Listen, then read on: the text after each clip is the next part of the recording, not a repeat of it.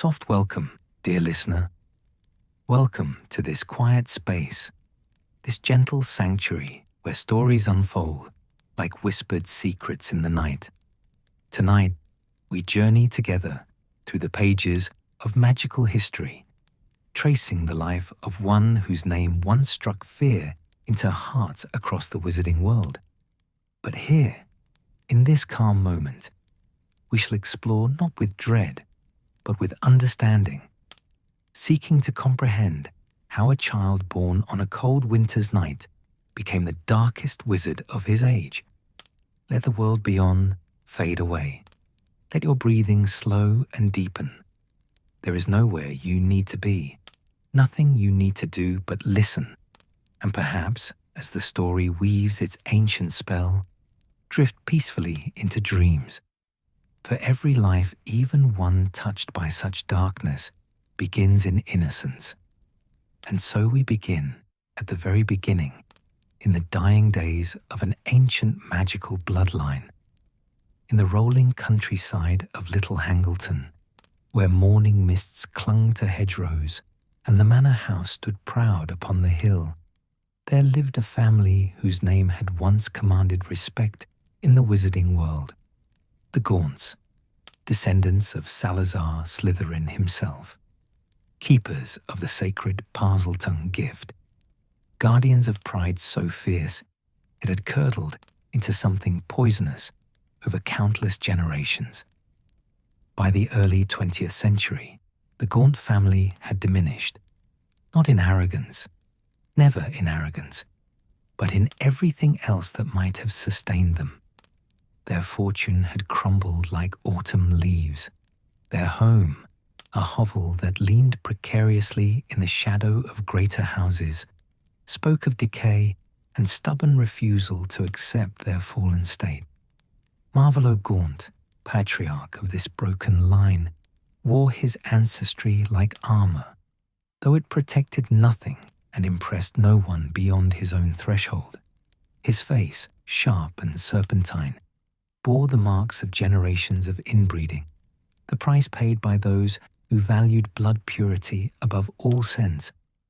Upon his finger sat a black stone ring, the Peveril coat of arms etched into its surface, a treasure whose true significance he barely understood.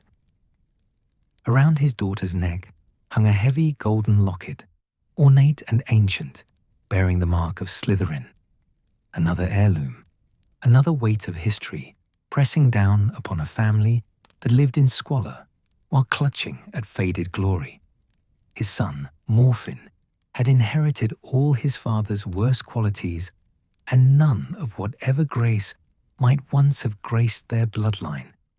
Violent, crude, speaking more often in the hissing language of serpents than in proper English, Morfin found entertainment in cruelty, hexing muggles for sport, tormenting animals, filling their small hovel with an atmosphere of casual violence that seemed as natural as breathing.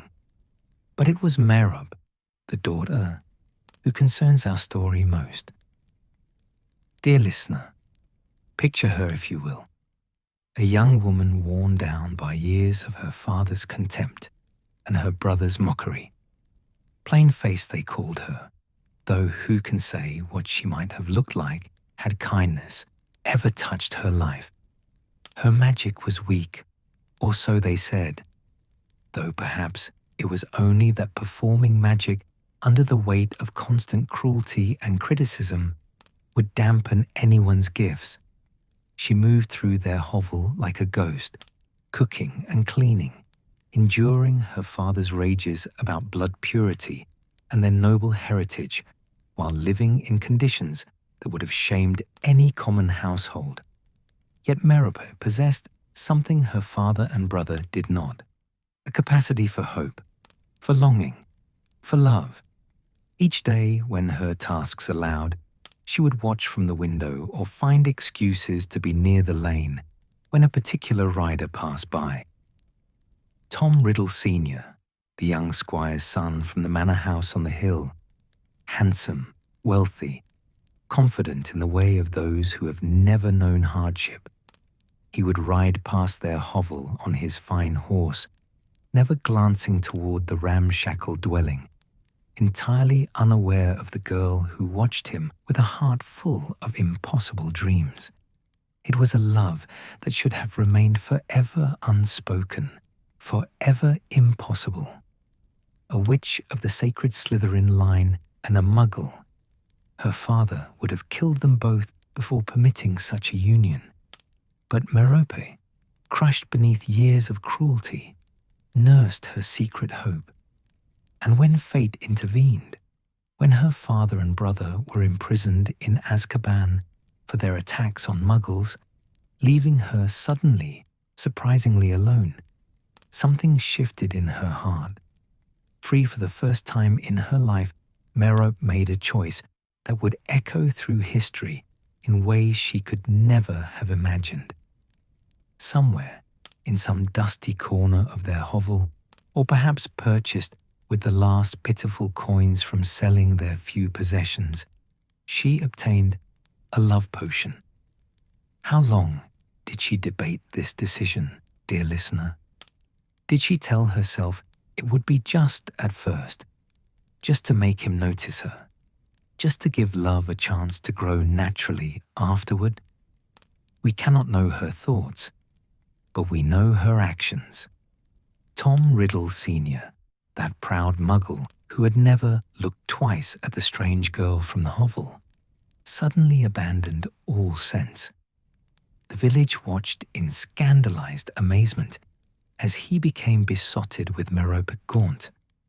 Within weeks, they had run away together. Within months, they were married, a wedding that set tongues wagging from Little Hangleton to the neighboring villages. How could such a man fall for such a woman? What spell had she cast? The muggles joked about love potions, not knowing how close to truth their jests flew. For a time, months perhaps, long enough for Merope to believe in her own happiness, they lived in a kind of dream. But Merope's heart, so long starved of affection, made a fatal miscalculation.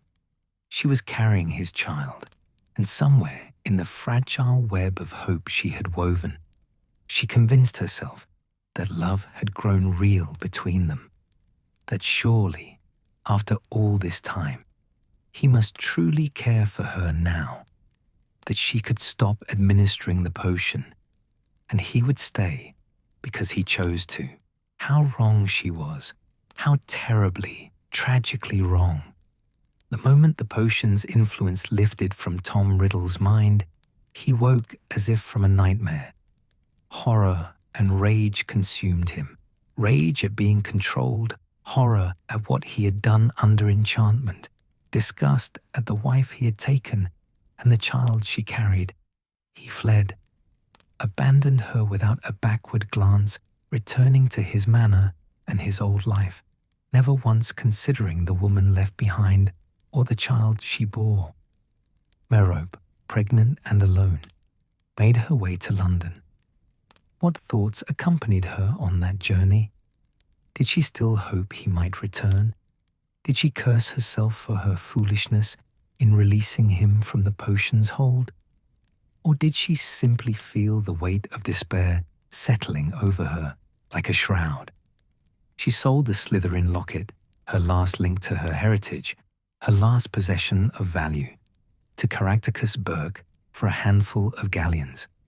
It should have been worth far more, but she was desperate, powerless, and Burke was a businessman who knew an opportunity when it presented itself.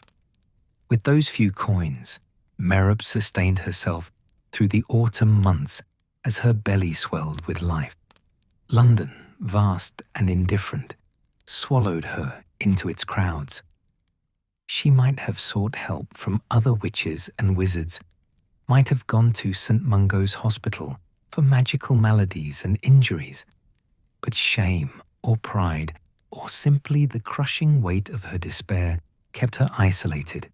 She drifted through the muggle world, growing weaker as winter approached, as if the will to live was slowly draining from her along with her magic. On New Year's Eve, as the year 1926 prepared to give way to 1927, as celebrations echoed through London streets and revellers counted down to midnight, Merab Gaunt stumbled through the doors of a Muggle orphanage. Wool's Orphanage, it was called, a grim building in London's East End, where unwanted children were taken and forgotten. The matron, Mrs. Cole, would remember that night for the rest of her life, though she understood perhaps half of what she witnessed. A young woman, barely more than a girl really, staggered in from the cold and snow, her face pale as death, her body trembling with more than just winter's chill. She was in labor, that much was clear, though how she had made it to their door in such a condition was a mystery. Mrs. Cole, efficient and practical as her position required, helped the young woman to a bed, called for hot water and blankets, and prepared for what was clearly going to be a difficult birth. "What's your name, dear?" Mrs. Cole asked, her voice softened by the pity she felt for this poor creature. "Merab," came the whispered response. "Merab Gaunt. Riddle, Mrs. Riddle." "And where is your husband, Mrs. Riddle?" A shake of the head was the only answer. Mrs. Cole asked no more questions. The birth was hard, as births often were in those days, before modern medicine made such things easier and safer. Through the long hours of that New Year's Eve, as the Chaitanya old year died and the new one was born, Merab labored to bring her child into the world. Just after midnight, as fireworks exploded over London to celebrate 1927's arrival, a baby's cry joined the cacophony. A boy, a son. He was small but healthy, with a surprisingly strong voice for one born under such circumstances. Mrs. Cole cleaned him, wrapped him in a blanket, and brought him to his mother. For a moment, just a moment, something like joy flickered across Merab's exhausted face as she looked at her child. "What will you name him?" Mrs. Cole asked gently. "Tom," Merab whispered, her voice growing weaker. "Tom Marvolo Riddle, after his father and my father." Even in her dying moments, she tried to honor both lines, the Muggle who had abandoned her and the wizard who had crushed her spirit, a bridge between two worlds that would never meet in peace. "Tom Marvolo Riddle," Mrs. Cole repeated, committing the name to memory. "Raise him. Tell him." Merab's voice faded, her eyes beginning to glaze. She looked at her son one last time. This child she had carried through such darkness, this boy who would never know her love or her story. "Tell him about his father." Those were nearly her last words. Within the hour, as the New Year's first dawn approached, Merab Gaunt died. Some said it was complications from childbirth, but Mrs. Cole always wondered if the young woman had simply given up, if she had held on just long enough to bring her son safely into the world and then surrendered to the despair that had been consuming her for months. And so, Tom Marvolo Riddle entered the world on New Year's Eve, 1926, born in the transition between years, between life and death, between the magical world and the Muggle one. His mother's last act of magic, for she must have used some spell or charm to reach the orphanage in her condition, faded with her final breath.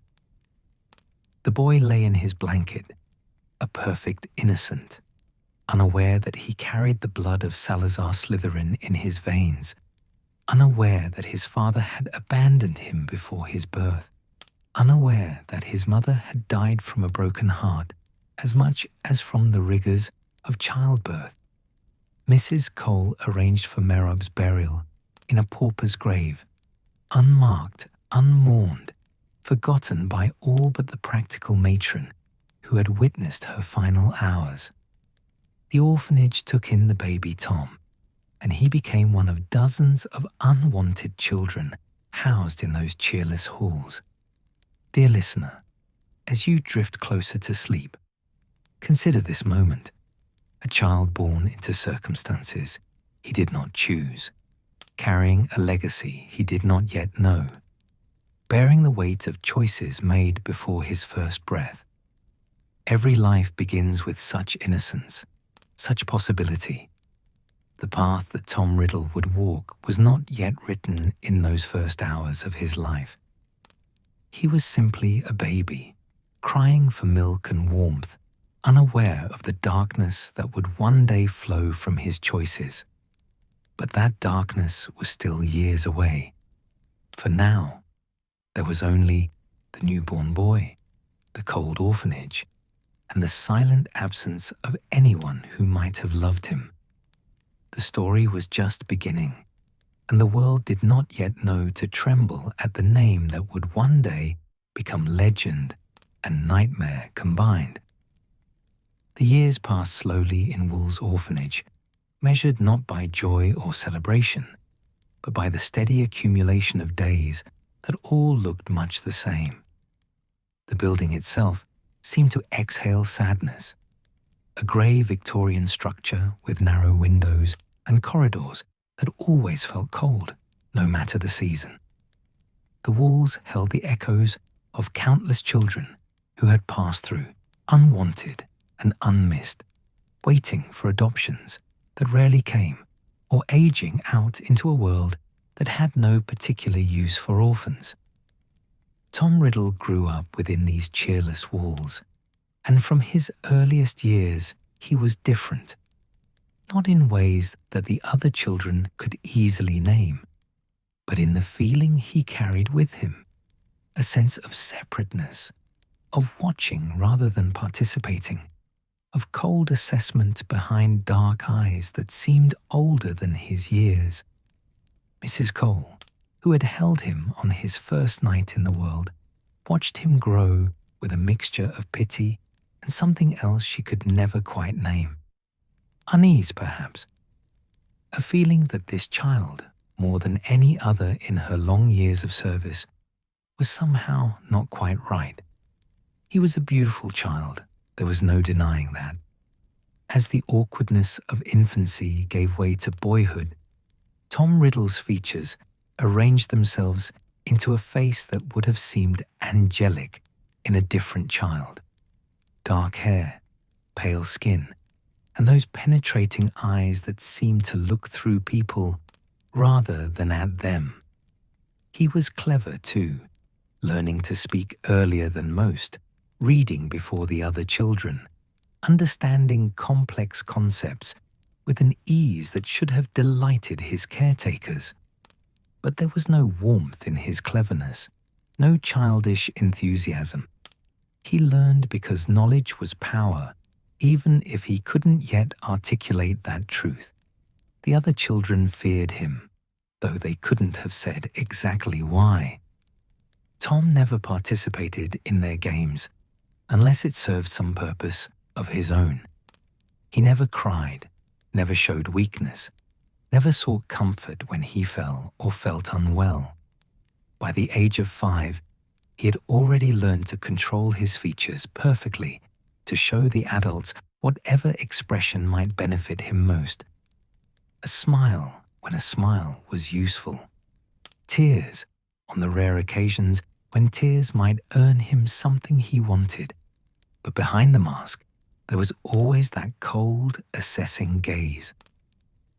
And strange things happened around Tom Riddle. Billy Stubbs's rabbit was the first incident that Mrs. Cole could specifically remember, though she suspected there had been others before that she had dismissed or failed to notice. Billy was a mean-spirited boy, a bully who tormented the younger children and took particular pleasure in mocking Tom for being, as he put it, too proud for an orphan with no family and no future. One summer afternoon, After Billy had been particularly cruel, pushing Tom into the dirt during outdoor recreation, ruining his only good shirt, Billy's rabbit was found hanging by its ears from the rafters of the barn behind the orphanage, dead, quite dead, and hung up there in a way that no child could have managed without a ladder, and there was no ladder in the barn. Billy sobbed for hours, convinced that Tom had done it, though he had no proof, and Tom had been seen elsewhere when the deed must have been done. Mrs. Cole questioned Tom, studying his face for any sign of guilt or satisfaction, but he met her gaze with perfect innocence. "I didn't touch his rabbit, Mrs. Cole," he said, his voice flat and even. "Why would I? I was reading in the library all afternoon. Miss Harrison will tell you." And Miss Harrison did confirm it, though she admitted she had dozed off for a portion of the afternoon. Still, there was no evidence, no witnesses, nothing but Billy's tearful accusations and that cold feeling in Mrs. Cole's stomach that somehow, impossibly, Tom had been responsible. Then there was the incident in the cave. Each summer, when funds allowed, Mrs. Cole would organize a day trip to the seaside, a brief escape from the orphanage walls, a chance for the children to run on a beach and feel something like freedom. The summer Tom turned 8, they traveled to a rocky stretch of coast where cliffs rose grey and imposing from the sand, and caves carved by centuries of waves opened like dark mouths in the stone. Tom gravitated to those caves immediately, though Mrs. Cole had warned all the children to stay away from them. She watched as he approached 2 younger children, Amy Benson and Dennis Bishop, both timid creatures who generally avoided Tom as all the other children did. But Tom could be charming when he chose, and somehow he convinced them to follow him into one of the larger caves, deeper into the darkness than was safe or wise. They were gone for hours. When they finally emerged, just as Mrs. Cole was organizing a search party and fighting down panic, Amy and Dennis were changed. They wouldn't speak of what had happened in the cave. Not then, not ever, not even to each other in whispered confidences years later. Their faces had gone pale and remained pale, and they would wake screaming from nightmares for months afterward. When pressed, they would only shake their heads, tears streaming down their faces, and beg not to be made to remember. Tom emerged from the cave perfectly composed, his clothes barely dusty, his expression neutral. When Mrs. Cole demanded to know what had happened, he smiled, a small, cold smile that made her blood run chill despite the summer warmth. "We were just exploring, Mrs. Cole," he said softly. "The cave was dark. I think they frightened themselves. You know how jumpy Amy can be." But Mrs. Cole didn't believe him. More than that, she feared him. An 8-year-old boy, and she feared him. She began to keep detailed notes about Tom Riddle. Strange incidents, peculiar occurrences, the way other children's possessions would go missing or turn up damaged after they had crossed him. The way a fire had started in the orphanage kitchen after Cook had been particularly harsh with Tom, even though he had been locked in his room at the time. The way mirrors seemed to crack when he looked at them during his rare moments of anger. Tom knew he was different. He had always known, really, but as he grew older and his control over the strange things that happened around him increased, he began to understand that his difference was something remarkable. He could make things move without touching them. He could make people feel pain or fear if he focused hard enough on them. He could speak to the garden snake that lived beneath the bushes outside the orphanage, though he didn't realize that was unusual. Surely everyone could speak to snakes. He collected these moments of power like other children collected marbles or cards. Each incident, each inexplicable event, each time he made something happen just by willing it, these became treasures he stored in his memory, proof of his specialness, evidence that he was not meant to live and die forgotten in this miserable orphanage like all the other unwanted children. But what was he? The question burned in his mind as he grew older. He knew he wasn't like the other children, but he had no framework for understanding what he was. In his small room, a privilege he had eventually earned, or perhaps taken, through a combination of good behavior and inexplicable circumstances that made the matrons uneasy about housing him with others. Tom would lie awake at night, staring at the ceiling, trying to understand the power that lived inside him. He knew about his mother, of course. Mrs. Cole had told him the basic facts when he was old enough to ask, that his mother had died giving birth to him, that she had named him Tom after his father, that his father had not been present. She had described Merope in pitying terms, a poor young woman, abandoned and alone, dying in childbirth like so many unfortunate women did in those days. Tom felt nothing when he heard this story. No grief for the mother he had never known, no anger at the father who had abandoned them, just a cold assessment of facts. His mother had been weak enough to die, weak enough to be abandoned, weak enough to end up in a Muggle orphanage. Weakness disgusted him even then. But still, late at night, he wondered about his father, Tom Riddle Sr., whoever he was. Was he the source of this power? Had his father been special too?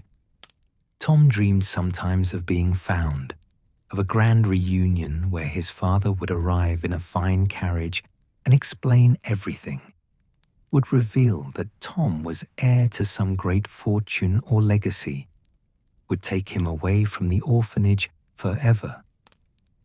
These dreams were rare, though. Tom Riddle, even at 9 and 10 years old, was too practical for much fantasy. He focused instead on honing his abilities, learning their limits and possibilities. He discovered he could make small objects fly across a room if he concentrated. He could unlock doors without keys. He could make candles light or extinguish themselves with a thought. And most usefully, he could make people feel things, unease, fear, even pain if he pushed hard enough. He used these abilities carefully, always ensuring he couldn't be directly blamed, always maintaining his mask of innocence when questioned. The other children learned to avoid him, to never cross him, to pretend he didn't exist if possible. They didn't call this bullying. Tom never raised a hand against anyone, never shouted or threatened in obvious ways. But everyone knew, everyone felt it, the cold power that radiated from the strange, beautiful boy who never quite smiled with his eyes. Mrs. Cole's unease grew into something approaching dread. She had managed Wool's orphanage for nearly 20 years, had seen every variety of troubled child. But Tom Riddle was different. There was something wrong with him, she was certain, though she had no words for what that wrongness might be. She wrote letters to child psychologists, to boarding schools, even to the church, seeking some way to help or contain or understand this child who seemed to have no capacity for normal human feeling. None of her efforts yielded results. Tom was too clever to reveal his true nature to outsiders, too controlled to give them any evidence of the darkness she sensed within him. He could be the model child when necessary, polite, studious, grateful for any attention. The visiting professionals saw only a bright, somewhat reserved orphan boy who had adapted admirably to difficult circumstances. They commended Mrs. Cole for her good work with him and moved on to other cases. And so the years accumulated, and Tom Riddle remained at Wool's orphanage, growing taller and stronger and colder, his power growing with him, his understanding of what set him apart deepening, even as the fundamental question remained unanswered. What was he? The answer came in the summer of 1938, shortly after Tom's 11th birthday. It was a humid August afternoon when Mrs. Cole called Tom to her office, her voice tight with an emotion he couldn't quite identify. Nervousness, perhaps, mixed with relief, and something that might have been fear. When he entered, he found her sitting stiffly in her chair, and across from her, in the visitor's seat, sat a man unlike any Tom had ever seen. Tall and thin, with long auburn hair and a beard to match, wearing robes, actual robes, like something from a history book or a costume drama. The man turned to look at Tom with eyes that seemed to see everything. Blue eyes, bright and penetrating, that met Tom's dark gaze without flinching, without the unease Tom was accustomed to inspiring in adults. For the first time in his life, Tom Riddle felt assessed rather than assessing. It was not a comfortable feeling. "Tom," Mrs. Cole said, her voice carefully controlled. "This is Professor Dumbledore. He's come from a school in Scotland. He'd like to speak with you, privately." Tom's mind raced. A professor, a school in Scotland, coming specifically to see him. This was unusual, possibly important. He arranged his features into an expression of polite curiosity and nodded. Mrs. Cole left, though not without a backward glance that seemed to Tom almost like a warning. To whom, he couldn't say. The door clicked shut, and Tom was alone with the strange professor. "Hello, Tom," Dumbledore said, his voice pleasant but not condescending, treating Tom as an equal rather than a child. "I have come to offer you a place at my school, Hogwarts School of Witchcraft and Wizardry." The words hung in the air, impossible and perfect. Witchcraft, wizardry. Tom's face remained carefully neutral, but inside something clicked into place. A puzzle piece he hadn't known was missing, suddenly completing a picture he had been struggling his entire life to see. "I don't understand," Tom said, his voice level despite the racing of his heart. "What do you mean, witchcraft?" Dumbledore smiled, but it was not the indulgent smile adults usually gave children when humoring their questions. "I mean, Tom, that you are a wizard. The strange things you can do, the things that have set you apart from other children, they are magic. And at Hogwarts, we teach young witches and wizards how to control and develop their abilities." Tom's mind spun with questions, with implications, with sudden understanding. Magic. He was magic. The word fit like a key in a lock, explaining everything: the flying objects, the unlocking doors, the fire, the cave, the snake. Not madness, not strangeness, but magic. "Prove it," Tom said, his voice sharp with challenge and hunger. "Make something happen. Do magic." Dumbledore raised his eyebrows slightly, perhaps surprised by Tom's commanding tone, but he raised his hand and pointed at the wardrobe in the corner of Mrs. Cole's office. Flames erupted from its doors, bright orange and yellow, burning but not consuming, dancing with a life that was clearly unnatural.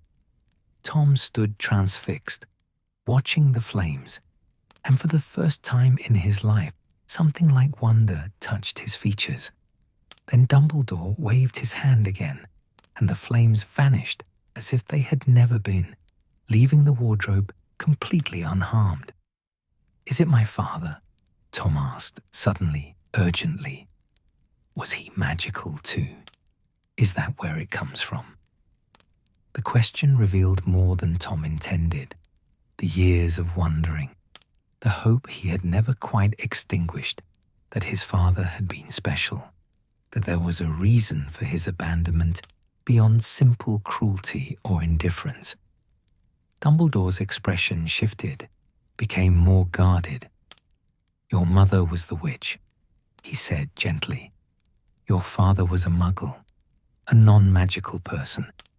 But we can discuss your heritage at length once you arrive at Hogwarts. For now, what matters is that you accept your place at the school. You belong in the magical world, Tom. You belong with your own kind." Your own kind. The words resonated in Tom's chest like a bell. After 11 years of isolation, of being different, of being alone among people who feared what they couldn't understand, finally, he would be among others like himself, others with power, others who were special. "When do I leave?" Tom asked, and though he tried to maintain his usual control, eagerness crept into his voice. "September 1st, Dumbledore replied. "But first, we must take you to Diagon Alley, the magical shopping district in London, to purchase your school supplies. Books, robes, a wand." "A wand?" Tom interrupted. "A wizard's tool," Dumbledore explained. "A focus for your magic, making it more powerful and controlled. Every witch and wizard has one." Tom's eyes gleamed with an intensity that made even Dumbledore pause. The boy before him was drinking in every word, every detail, filing it all away with an avidity that spoke of years of hunger for exactly this knowledge. Dear listener, can you feel the weight of this moment? A boy discovering he is not strange but special, not broken but powerful, not alone but part of a whole hidden world that has been waiting for him. For any child, this would be transformative. For Tom Riddle, cold and controlled and hungry for power, it was the beginning of a path that would lead to darkness beyond imagining. But we are not there yet. For now, there is only an 11-year-old boy learning for the first time that magic is real, that he is magic, and that somewhere in this world he has a place and a purpose. The morning of Tom Riddle's first journey into the magical world dawned grey and cool over London, though the weather seemed unable to dampen the fierce anticipation burning in the boy's chest. Professor Dumbledore arrived at Wool's orphanage precisely at 9 o'clock, his purple robes exchanged for a somewhat less conspicuous travelling cloak, though he still looked decidedly unusual among the muggle streets of London's East End. Tom had barely slept the night before, his mind churning with questions and possibilities. Magic. He was magic.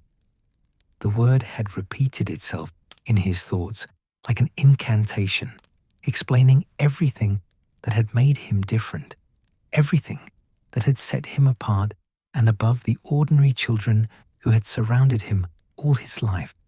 And today, he would enter the magical world properly, would see what awaited him there, would begin to claim his inheritance of power. They travelled by underground rail, Dumbledore seemingly content with muggle transportation, despite presumably having magical alternatives. Tom watched the professor carefully throughout the journey, noting the way other passengers seemed to unconsciously avoid their compartment, the way Dumbledore's eyes missed nothing despite his relaxed demeanour. This was a man of power, Tom recognized, real power. not the petty authority of orphanage matrons or school teachers. Tom filed this observation away carefully. Power recognized power, and he would need to understand how it operated in this new world he was entering.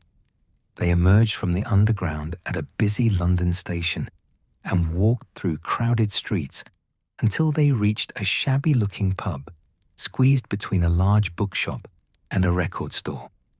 The Leaky Cauldron, Dumbledore called it, though Tom noticed that the muggles passing by seemed not to see it at all, their eyes sliding past its grimy windows as if it simply didn't exist. The interior was dark and shabby, lit by guttering candles and populated by witches and wizards in various styles of robes, some medieval, some modern, some absolutely bizarre. Conversations died as Dumbledore entered, heads turning with recognition and respect. Tom felt those eyes slide past him. Just another child, just another new student being taken to purchase school supplies. The dismissal stung, but he kept his face neutral, storing away the slight for future reference. "This way, Tom," Dumbledore said, leading him through the pub and out into a small, walled courtyard that contained nothing but a trash can and a few weeds. Tom's skepticism must have shown on his face, because Dumbledore smiled slightly. "Watch carefully." The professor tapped his wand against the bricks in a specific pattern, and Tom watched with hungry fascination as the bricks began to move, shifting and rearranging themselves until an archway opened in the wall, revealing a cobbled street beyond that definitely had not been there moments before. Diagon Alley. Tom Riddle stepped through the archway and into a world transformed. The street stretched before him, winding and medieval, lined with shops that defied logic and physics. Windows displayed cauldrons of pewter and brass, broomsticks that hung in the air without support, books that snapped and fought against their bindings, owls of every size and color, telescopes that seemed to show distant stars even in daylight. Witches and wizards bustled past in robes of every hue, some leading animals Tom couldn't name, others levitating packages behind them as they walked. For perhaps the first time in his life, Tom Riddle's carefully controlled expression slipped, revealing genuine wonder. Here was a world that matched his exceptionalism, a world where the impossible was ordinary, where power was not hidden, but displayed with casual confidence. This was where he belonged. This was his birthright. "First," Dumbledore said, his voice cutting through Tom's reverie, "we should visit Gringotts, the Wizarding Bank. Your mother left you a small sum, enough for your school supplies with some remaining." "My mother?" Tom's voice sharpened with interest. "She had money." "A modest inheritance," Dumbledore replied, his tone suggesting this topic was not open for extensive discussion. "She sold a family heirloom shortly before your birth. Those funds were held in trust for you." Tom absorbed this information, adding it to the growing catalogue of facts about his heritage. His mother had possessed something valuable enough to sell, which meant his magical family had not been impoverished. Yet she had died in a Muggle orphanage, alone and abandoned. Weakness again. But perhaps there was more to learn about his magical lineage, more to discover about where he truly came from. Gringotts Bank rose before them, a snowy white building that towered above the surrounding shops, guarded by a creature Tom initially mistook for a small, ugly man, before realizing it was something else entirely. "A goblin," Dumbledore explained, "one of the magical beings who ran the Wizarding Bank." The goblin bowed them through doors of burnished bronze into a vast marble hall where hundreds of goblins sat on high stools behind long counters, weighing coins and examining precious stones through jewelers' loops. They descended in a cart that plummeted through underground passages at terrifying speed, past caverns that seemed to stretch down forever, past vaults sealed with protections Tom could only guess at, until they reached a modest vault containing a small pile of galleons, wizarding gold coins stamped with strange symbols. Not a fortune, but more money than Tom had ever possessed. He pocketed several coins, feeling their weight with satisfaction. "Now," Dumbledore said as they emerged back into the sunlight of Diagon Alley, to Ollivanders, "Every wizard needs a wand, Tom, and the wand chooses the wizard, a mysterious process, but an important one."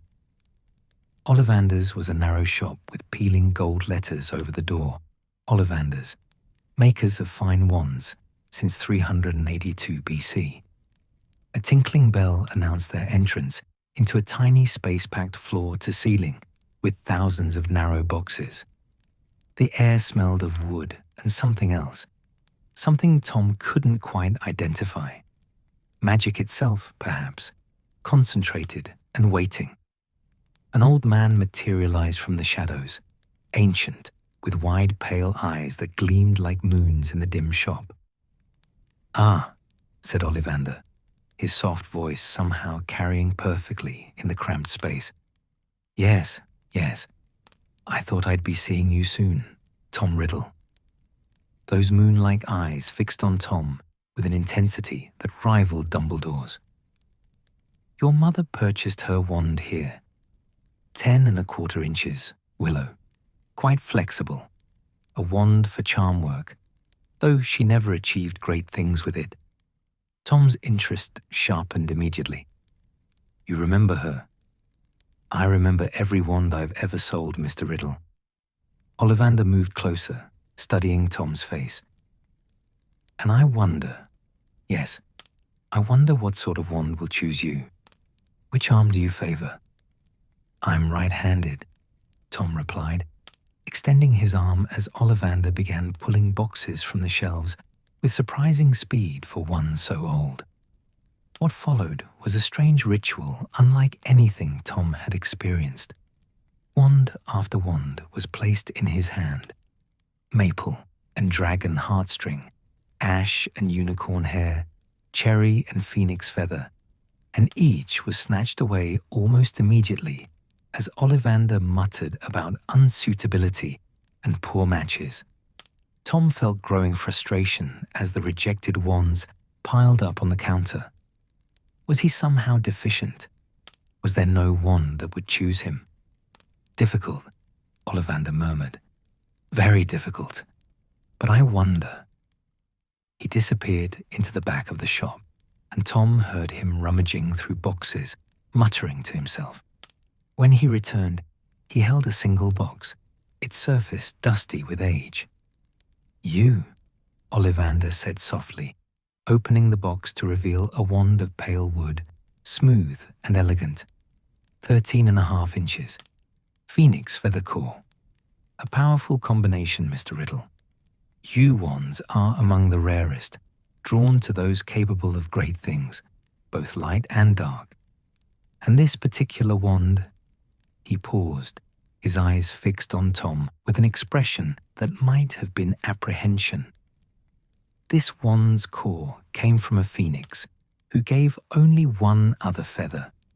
Curious that you should be destined for this wand when its brother gave Harry Potter his scar." But Tom wasn't listening to the latter part. He had taken the wand, and the moment his fingers closed around it, he felt it, a warmth that spread up his arm, a sense of rightness, of completion, as if something that had always been missing had suddenly clicked into place. Without thinking, he gave the wand a slight wave, and a shower of red and gold sparks erupted from its tip, dancing in the air like tiny fireworks before fading. "Oh, bravo!"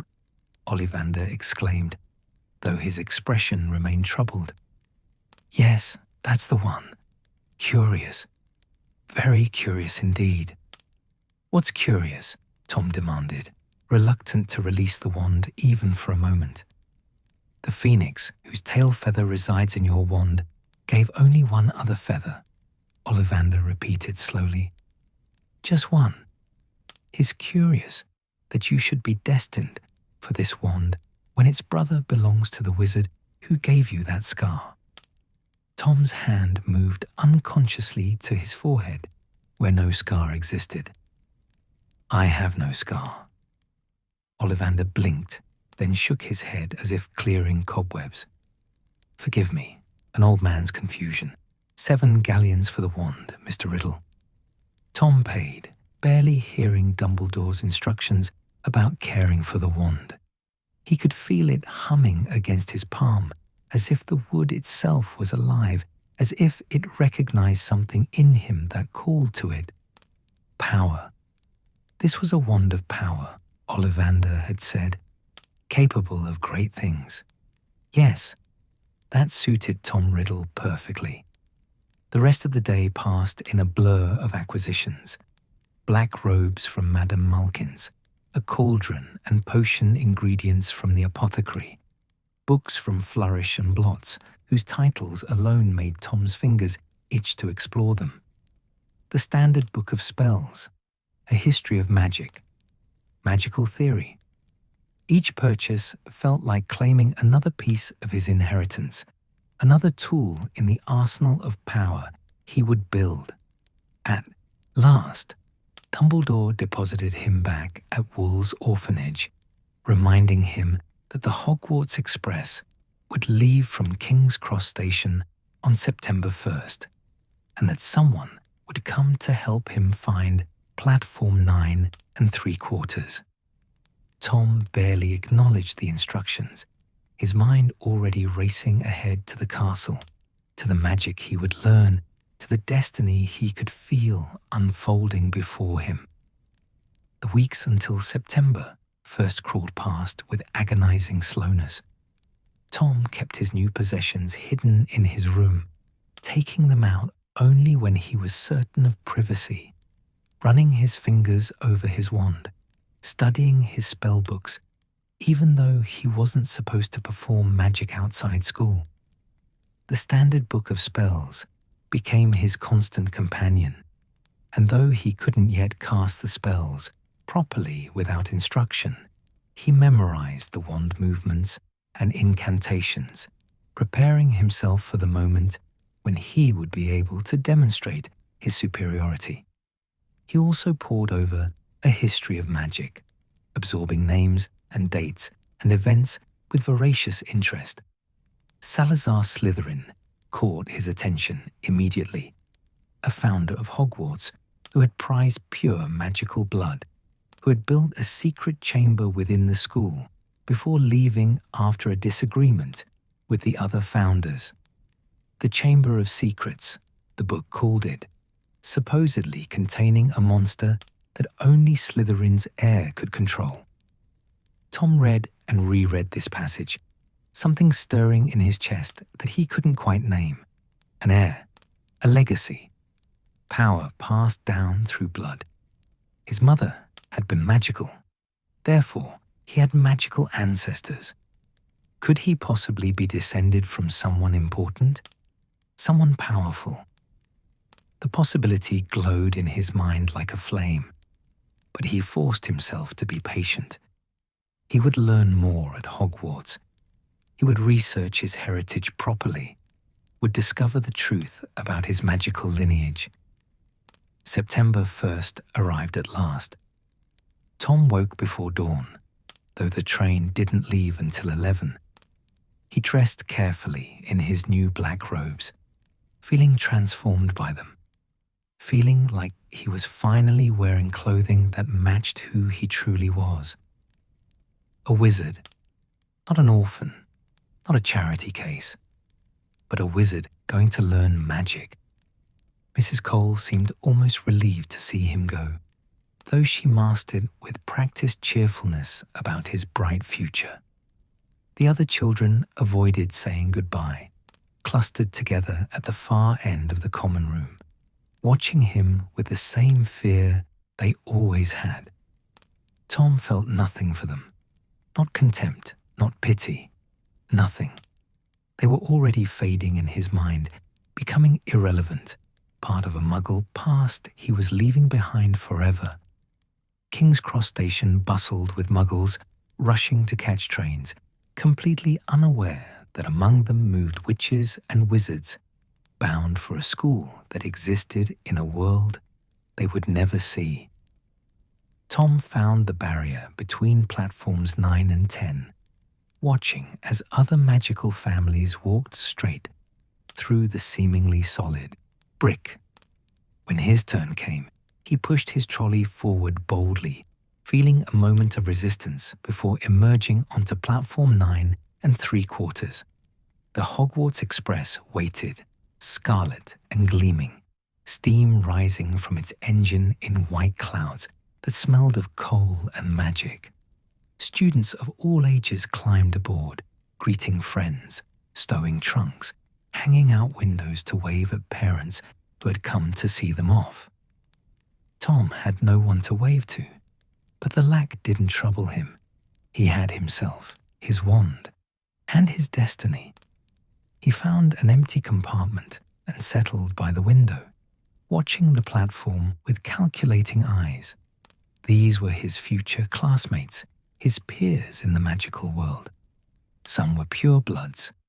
He could tell by their expensive robes and the way they carried themselves, children raised with magic who had never known the indignity of being ordinary. Others were clearly like him, newly introduced to magic, their wonder and excitement barely contained. Muggleborns, they were called, though Tom already disliked the term. It suggested that magical ability could simply spring from nothing, from Muggle stock, which seemed improbable. Surely magic recognized magic. Surely it passed through blood. The train began to move, pulling away from the platform, gathering speed as it left London behind. Tom watched the city give way to countryside, fields and villages rolling past the window in a blur of green and gold. Somewhere ahead, far to the north in Scotland, a castle waited. Hogwarts School of Witchcraft and Wizardry, his new home, his future. Other students came and went from his compartment throughout the journey, but none stayed long. Tom knew he was doing nothing overtly wrong. He was polite when spoken to, answered questions about being a first year, even smiled occasionally. But something in him made the others uncomfortable, made them find excuses to leave and seek friendlier company elsewhere. He didn't mind. He preferred solitude to the inane chatter of children discussing Quidditch and pranks and other trivial matters. As the sun began to set, painting the sky in shades of orange and purple, a voice echoed through the train. "We will be reaching Hogwarts in 5 minutes. Please leave your luggage on the train. It will be taken to the school separately." Tom's heart beat faster, not with nervousness, but with anticipation. This was the moment.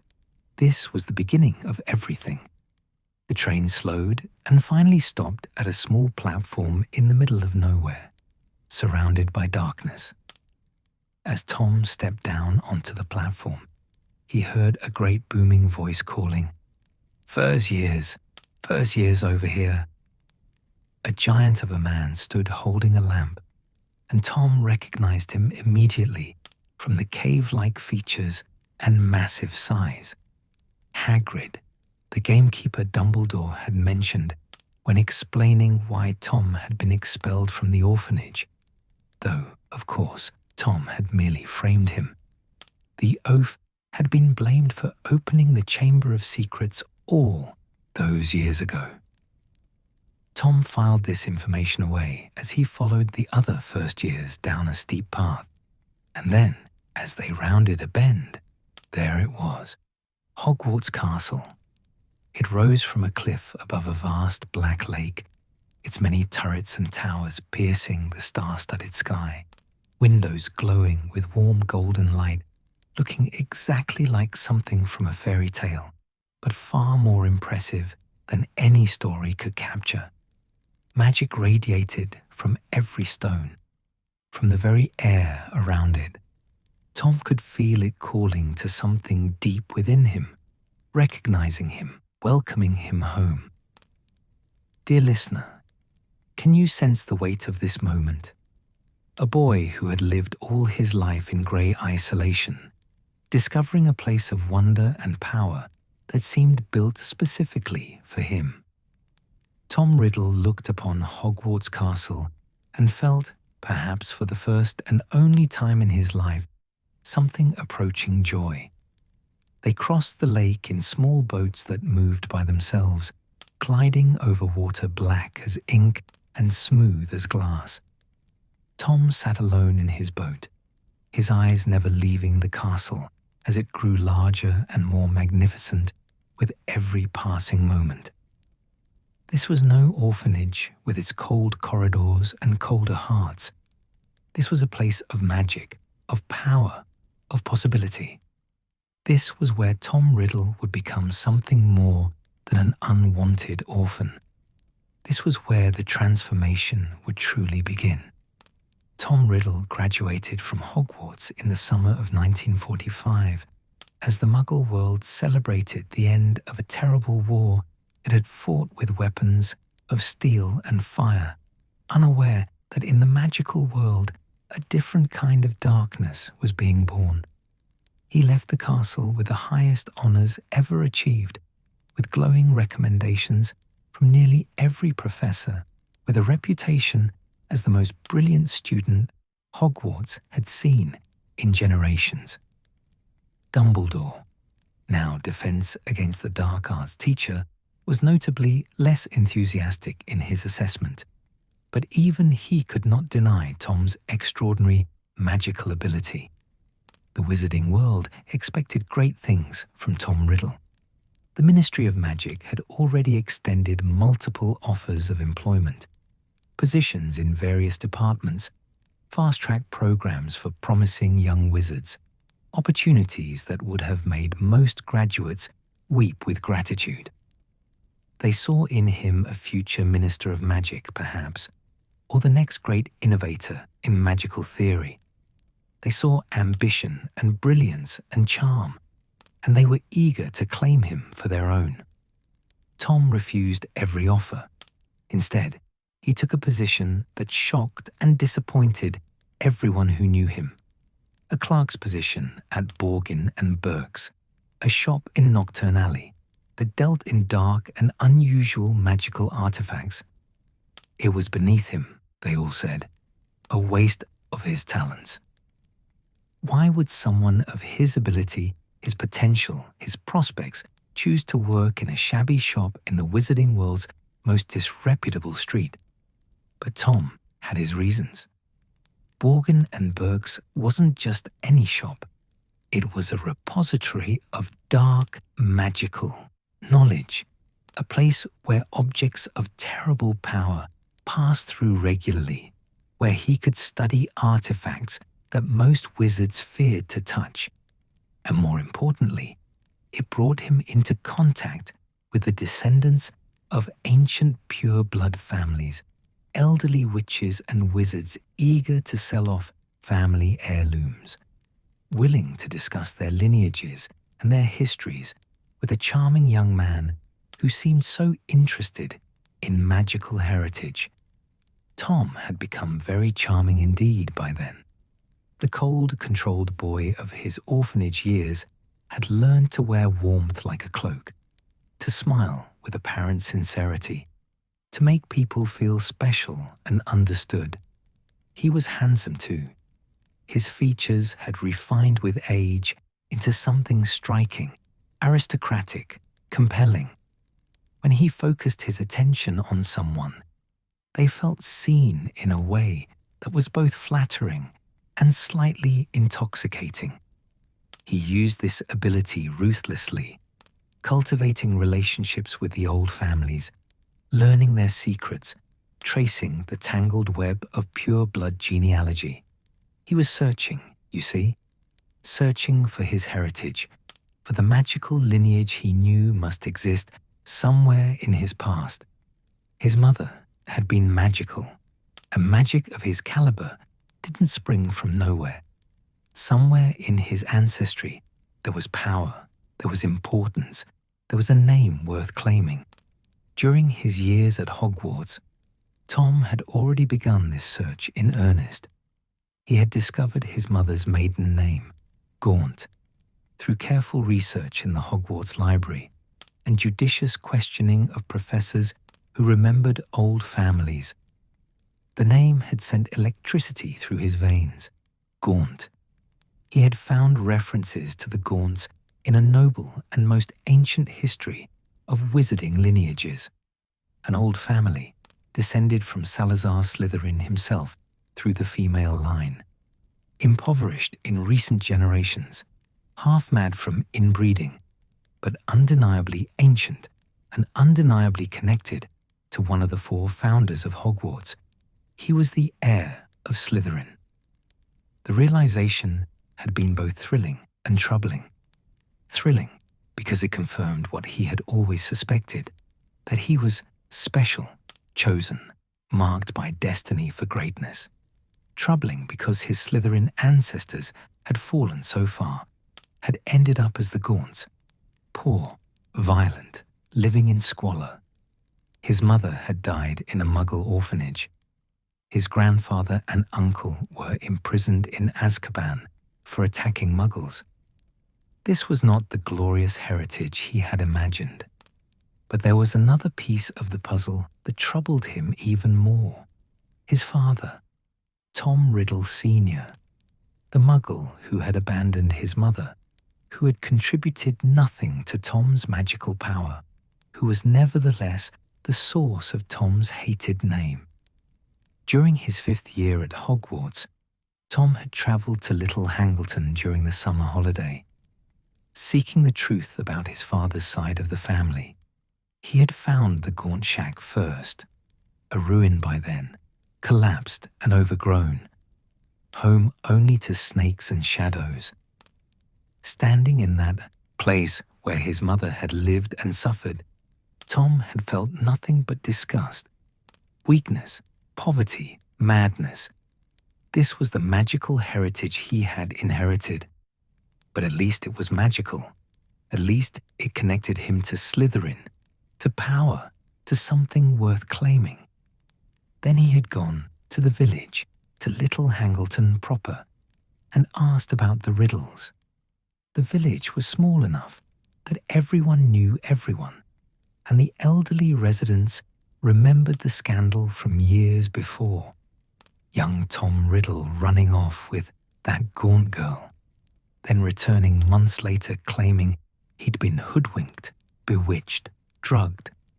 The marriage annulled, the whole affair hushed up as much as possible, though, of course, everyone whispered.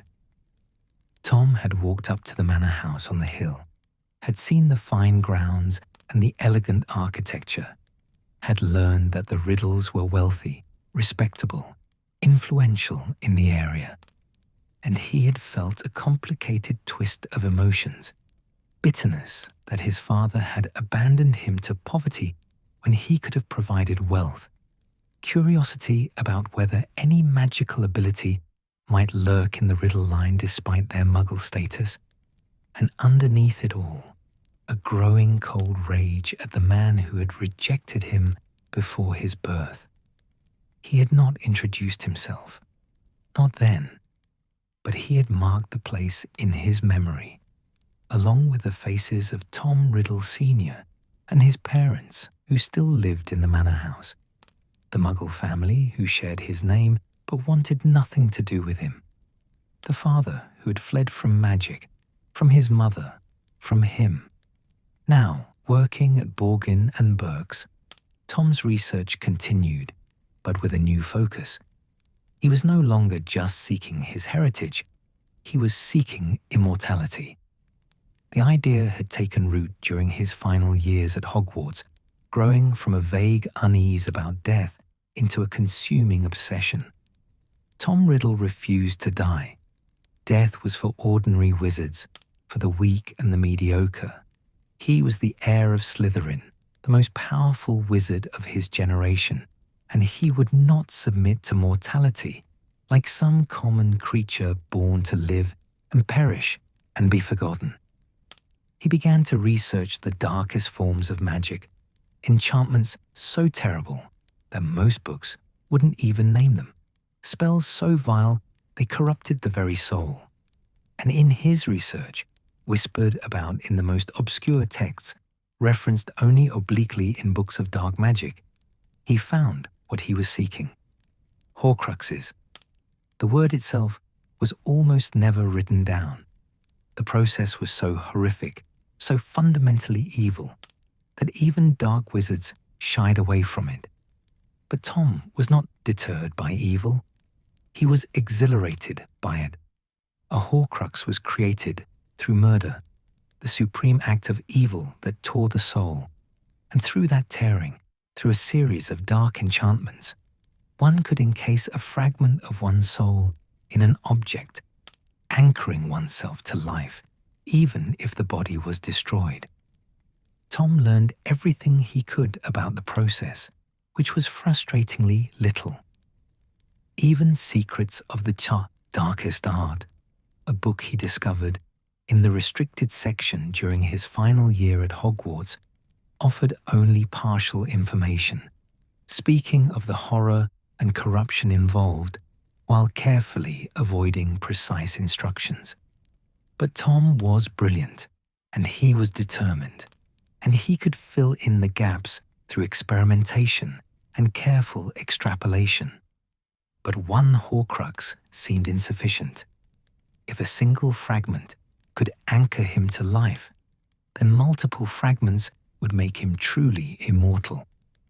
The more pieces into which his soul was divided, the more anchors he would have to the living world, the harder it would be for death to claim him. Tom began to plan not just one murder, but several. Not just one Horcrux, but many. His first victim, though he didn't think of the act in such crude terms as victim, was a Muggle tramp, a homeless man no one would miss, killed during the summer after Tom's 5th year. The man's death meant nothing to Tom, no more than stepping on an insect might trouble him. But the result was extraordinary. Tom felt his soul tear, a wrenching sensation that should have been agony, but instead felt almost euphoric, a sense of power and liberation. He performed the necessary enchantment and placed the fragment of his soul into his diary, the same diary he had kept since his first year at Hogwarts, now transformed into something far more significant, his first Horcrux. The diary pulsed with his presence, with his younger self preserved forever in its pages. Tom felt triumphant. The first step toward immortality had been achieved, but his greatest act of violence was still to come. In the summer after his graduation from Hogwarts, Tom returned to Little Hangleton, not as a curious student seeking information, but as a powerful wizard with a purpose and a terrible need. He made his way to the manor house on the hill, to the Riddle family who lived there in comfortable ignorance of the magical world.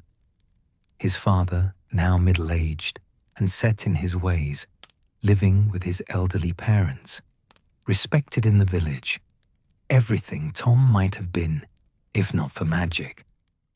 The night was warm and still when Tom entered the manor house, moving through its rooms with the confidence of one who could not be stopped.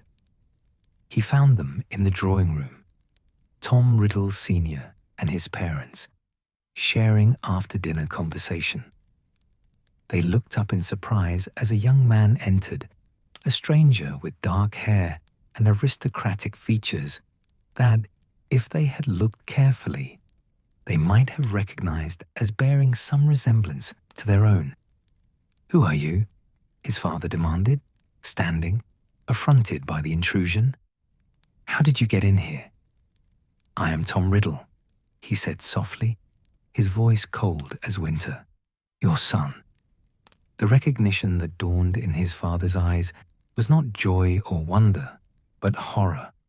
Horror and disgust, and the desperate desire to deny what stood before him. And in that moment, Tom Riddle made his choice.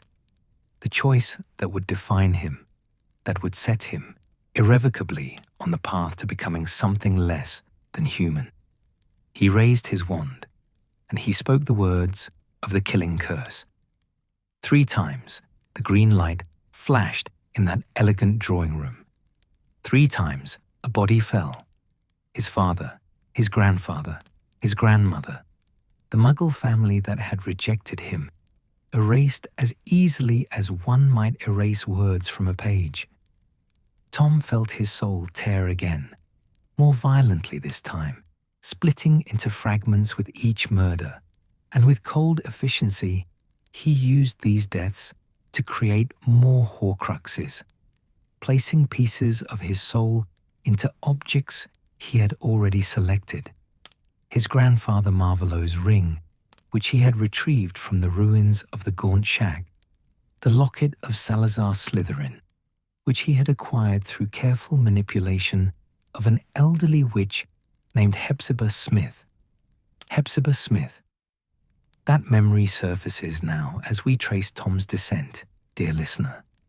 She was a wealthy collector, a descendant of Helga Hufflepuff, and she possessed 2 objects Tom coveted desperately: Slytherin's locket and Hufflepuff's cup, both priceless artifacts of the Hogwarts founders. Tom had charmed her during his work at Borgin and Burke's, had visited her regularly, had made her feel special and seen and appreciated. She had shown him her treasures proudly, never suspecting that the handsome young man who paid her such attention was cataloguing them for theft. When the time came, Tom poisoned her, a simple matter for one skilled in potions, and arranged the scene to suggest her elderly house elf had done it in a fit of madness. He took the locket and the cup, and Hepzibah Smith became another casualty in his quest for immortality, another soul extinguished so that his own might be preserved forever. The murders accumulated, the Horcruxes multiplied. With each one, Tom felt himself changing, not just magically, but physically. His features, once so handsome, began to alter. The process of splitting his soul so many times was corrupting him from the inside out, and that corruption was beginning to manifest externally. His skin grew paler, his features sharper and more serpentine.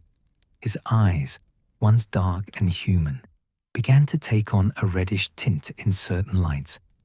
He was becoming something other than human, something that existed outside the natural order of life and death. And with each change, he felt his humanity slipping away. Not that he mourned its loss. Humanity was weakness. Love was weakness. Connection, compassion, all the emotions that bound ordinary people to each other and to their mortality. These were shackles he was glad to shed. He was becoming something purer than human, something eternal, something worthy of his heritage as the heir of Slytherin. He left his position at Borgin and Burke's and began to travel. Albania, Greece, the remote corners of Eastern Europe, where dark magic still thrived in secret. Tom sought out knowledge, sought out power, sought out those who could teach him things that Hogwarts never would. He learned from dark wizards and dangerous creatures, collecting spells and curses like some men collected art. He experimented on muggles and magical creatures alike, testing the boundaries of what magic could do, pushing himself further into darkness with each passing month. And somewhere during these travels, he abandoned the name Tom Riddle entirely. It was a muggle name, a name that connected him to the father who had rejected him, to weakness and mortality and everything he was leaving behind. He needed a new name, a name worthy of what he was becoming. He took the letters of his full name, Tom Marvolo Riddle, and rearranged them, creating an anagram that spoke to his true nature, his true power. I am Lord Voldemort. The name sent fear through those who heard it, and that fear was exactly what he wanted. Fear was respect. Fear was power. Fear was appropriate for what he had become. A wizard who had conquered death itself, who had split his soul into pieces and hidden them throughout the world, who could not be killed by any ordinary means. Lord Voldemort began to gather followers, ambitious purebloods who resented the ministry's moderate policies, who longed for the old days when magical blood meant power and privilege.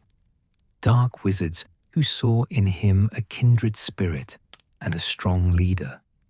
Those who feared him and those who admired him, bound together by the dark mark he invented, a spell that branded them as his, that allowed him to summon them at will, that marked them forever as Death Eaters in service to the Dark Lord. He preached pure blood supremacy, though privately he cared nothing for blood purity except as a tool to manipulate others. He spoke of restoring the wizarding world to greatness, of throwing off the restrictions that kept them hidden from muggles, of claiming their rightful place as masters of both worlds. He promised power to those who followed him and delivered terrible punishment to those who opposed him. The first whispers of terror began in the late 1950s. Mysterious disappearances, unexplained deaths, families who spoke out against dark magic, finding their homes marked with the dark mark, a skull with a serpent emerging from its mouth, glowing green in the night sky. The Ministry of Magic tried to downplay the incidents, tried to maintain that these were isolated events rather than the beginning of a coordinated campaign. But those who knew, those who had encountered Voldemort or his Death Eaters, understood that something terrible was rising in the wizarding world. By the 1970s, Voldemort's power had grown tremendously. His Death Eaters numbered in the dozens, with many more sympathizers who didn't bear the dark mark but supported his ideology. His name was spoken in whispers, and soon people stopped speaking it at all, referring to him instead as you-know-who or he who must not be named, as if avoiding the name might protect them from his attention. Dear listener, can you feel how far we have traveled from that orphan boy discovering magic for the first time? Tom Riddle is gone, consumed by his own ambition and replaced by something that barely remembers what it meant to be human. Lord Voldemort has achieved a kind of immortality, yes, but at the cost of his soul, his humanity, his very self.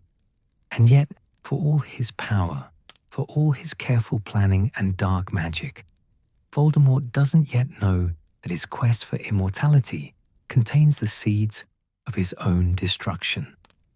The Horcruxes that anchor him to life also make him vulnerable in ways he hasn't considered.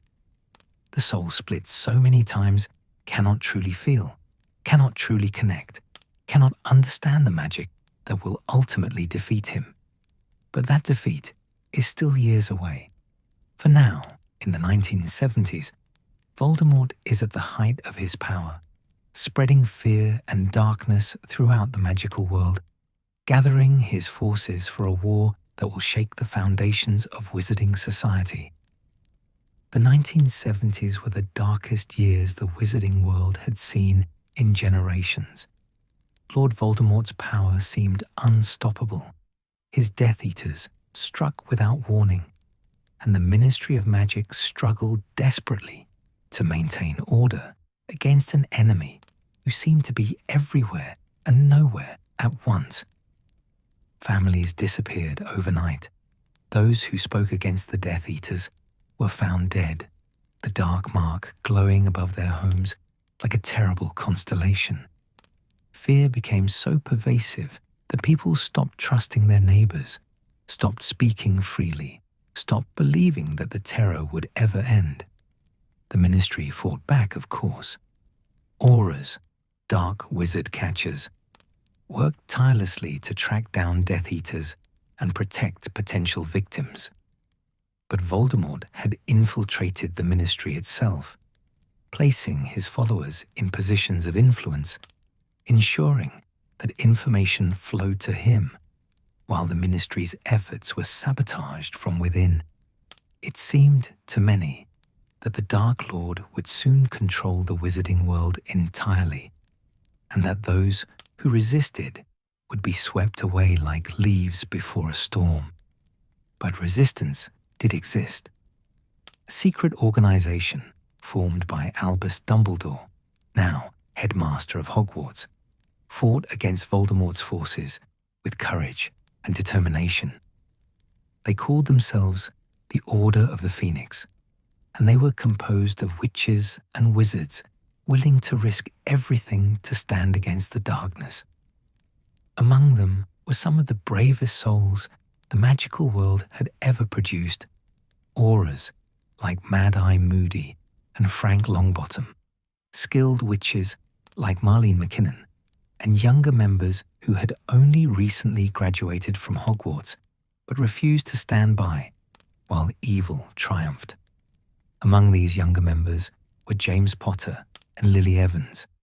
James, a talented wizard from an old pure-blood family who had rejected the supremacist ideology that many of his class embraced, and Lily, a brilliant Muggle-born witch whose magical ability proved that power had nothing to do with blood purity. They had married young, in the midst of the war, choosing love and hope even as darkness spread around them. And in the summer of 1980, they had a son, Harry James Potter, born as the 7th month died, a baby with his mother's green eyes and his father's untidy black hair. The Potters knew they were in danger. James had defied Voldemort personally on 3 occasions, refusing to join the Death Eaters, despite invitations that were as much threat as offer. Lily, as a Muggle-born, was considered beneath contempt by Voldemort's ideology, yet her magical skill was undeniable and therefore threatening to those who claimed superiority based on blood alone. They were marked as enemies, and they knew it was only a matter of time before Voldemort came for them. But they could not have known about the prophecy.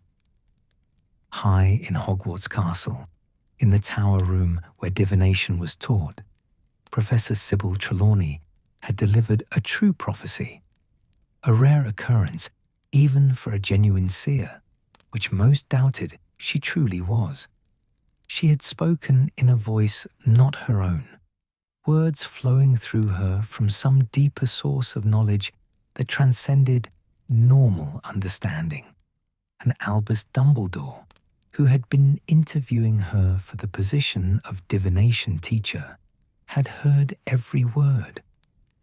The one with the power to vanquish the Dark Lord approaches, born to those who have thrice defied him, born as the 7th month dies, and the Dark Lord will mark him as his equal. But he will have power the Dark Lord knows not, and either must die at the hand of the other, for neither can live while the other survives. Dumbledore had understood immediately the terrible significance of this prophecy. It spoke of a child who would be born with the power to defeat Voldemort, born to parents who had defied him 3 times, born in late July. There were 2 families that fit these criteria, the Potters and the Longbottoms, both of whom had recently had sons born at the end of July. But someone had overheard part of the prophecy. A Death Eater, lurking outside the room, had caught fragments of Trelawney's words before being discovered and expelled from the castle. This Death Eater, Severus Snape, recently recruited to Voldemort's cause, had rushed immediately to his master with what he had heard. Voldemort, upon hearing even a partial account of the prophecy, had reacted with uncharacteristic urgency. A child with the power to vanquish him? Impossible. And yet, prophecies were not to be dismissed lightly. They spoke of possibilities, of potential futures that could come to pass if certain conditions were met. The wise course would be to ensure those conditions were never met, to eliminate the threat before it could fully manifest. 2 families fit the prophecy's criteria, but Voldemort focused on the Potters. Perhaps it was because James was a pure-blood traitor who had rejected everything Voldemort's ideology stood for. Perhaps it was because Lily's power as a Muggle-born offended his sense of order. Perhaps it was simply that he learned of Harry's birth first. Whatever the reason, Voldemort marked the Potters as his target, and in doing so, he fulfilled the very prophecy he sought to prevent. By choosing to act against Harry Potter specifically, Voldemort himself marked the boy as his equal, setting in motion the chain of events that would lead to his downfall. The Potters went into hiding. Dumbledore helped them implement the Fidelius Charm, an incredibly powerful piece of magic that concealed their location within the soul of a single person, the Secret Keeper. As long as that person did not reveal the secret, the Potters could not be found, even if Voldemort stood outside their door. They chose James's best friend, Sirius Black, as their secret keeper, trusting him with their lives and the life of their son. But at the last moment, they changed their minds. Sirius convinced them that he was the obvious choice, that Voldemort would come after him first, that a less obvious secret keeper would be safer. They agreed to use Peter Pettigrew instead.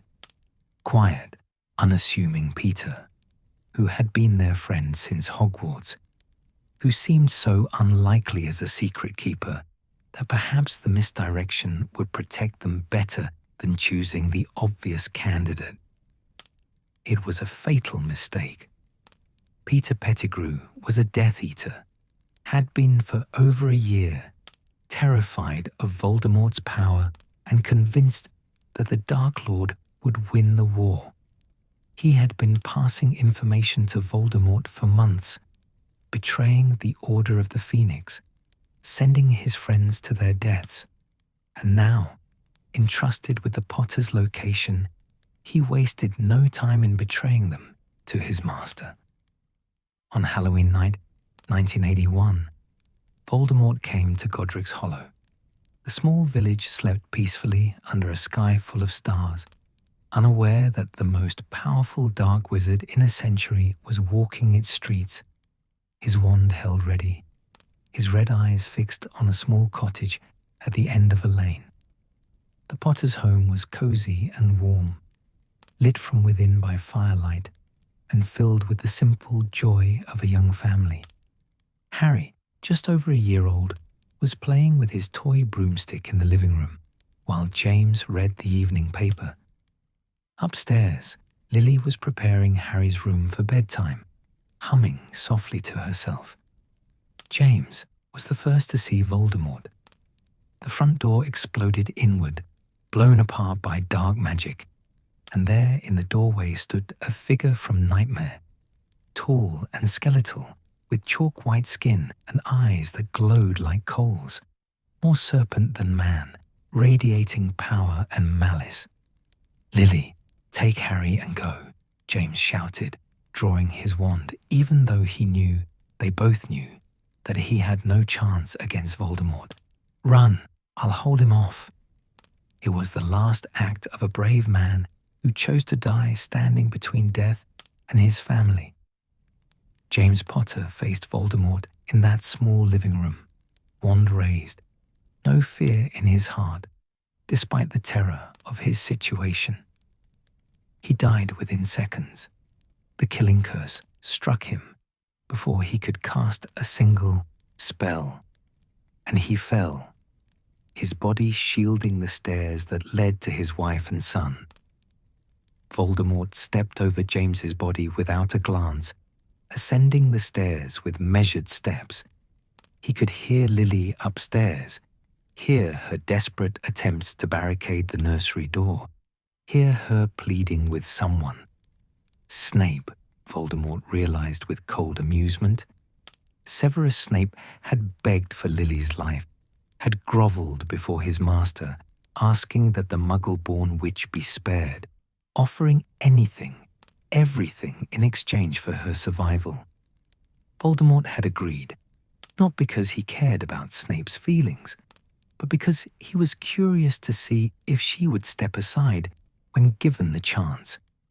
The nursery door burst open, and Voldemort entered to find Lily standing in front of Harry's crib, her arms spread wide, her wand left forgotten on a nearby table in her panic.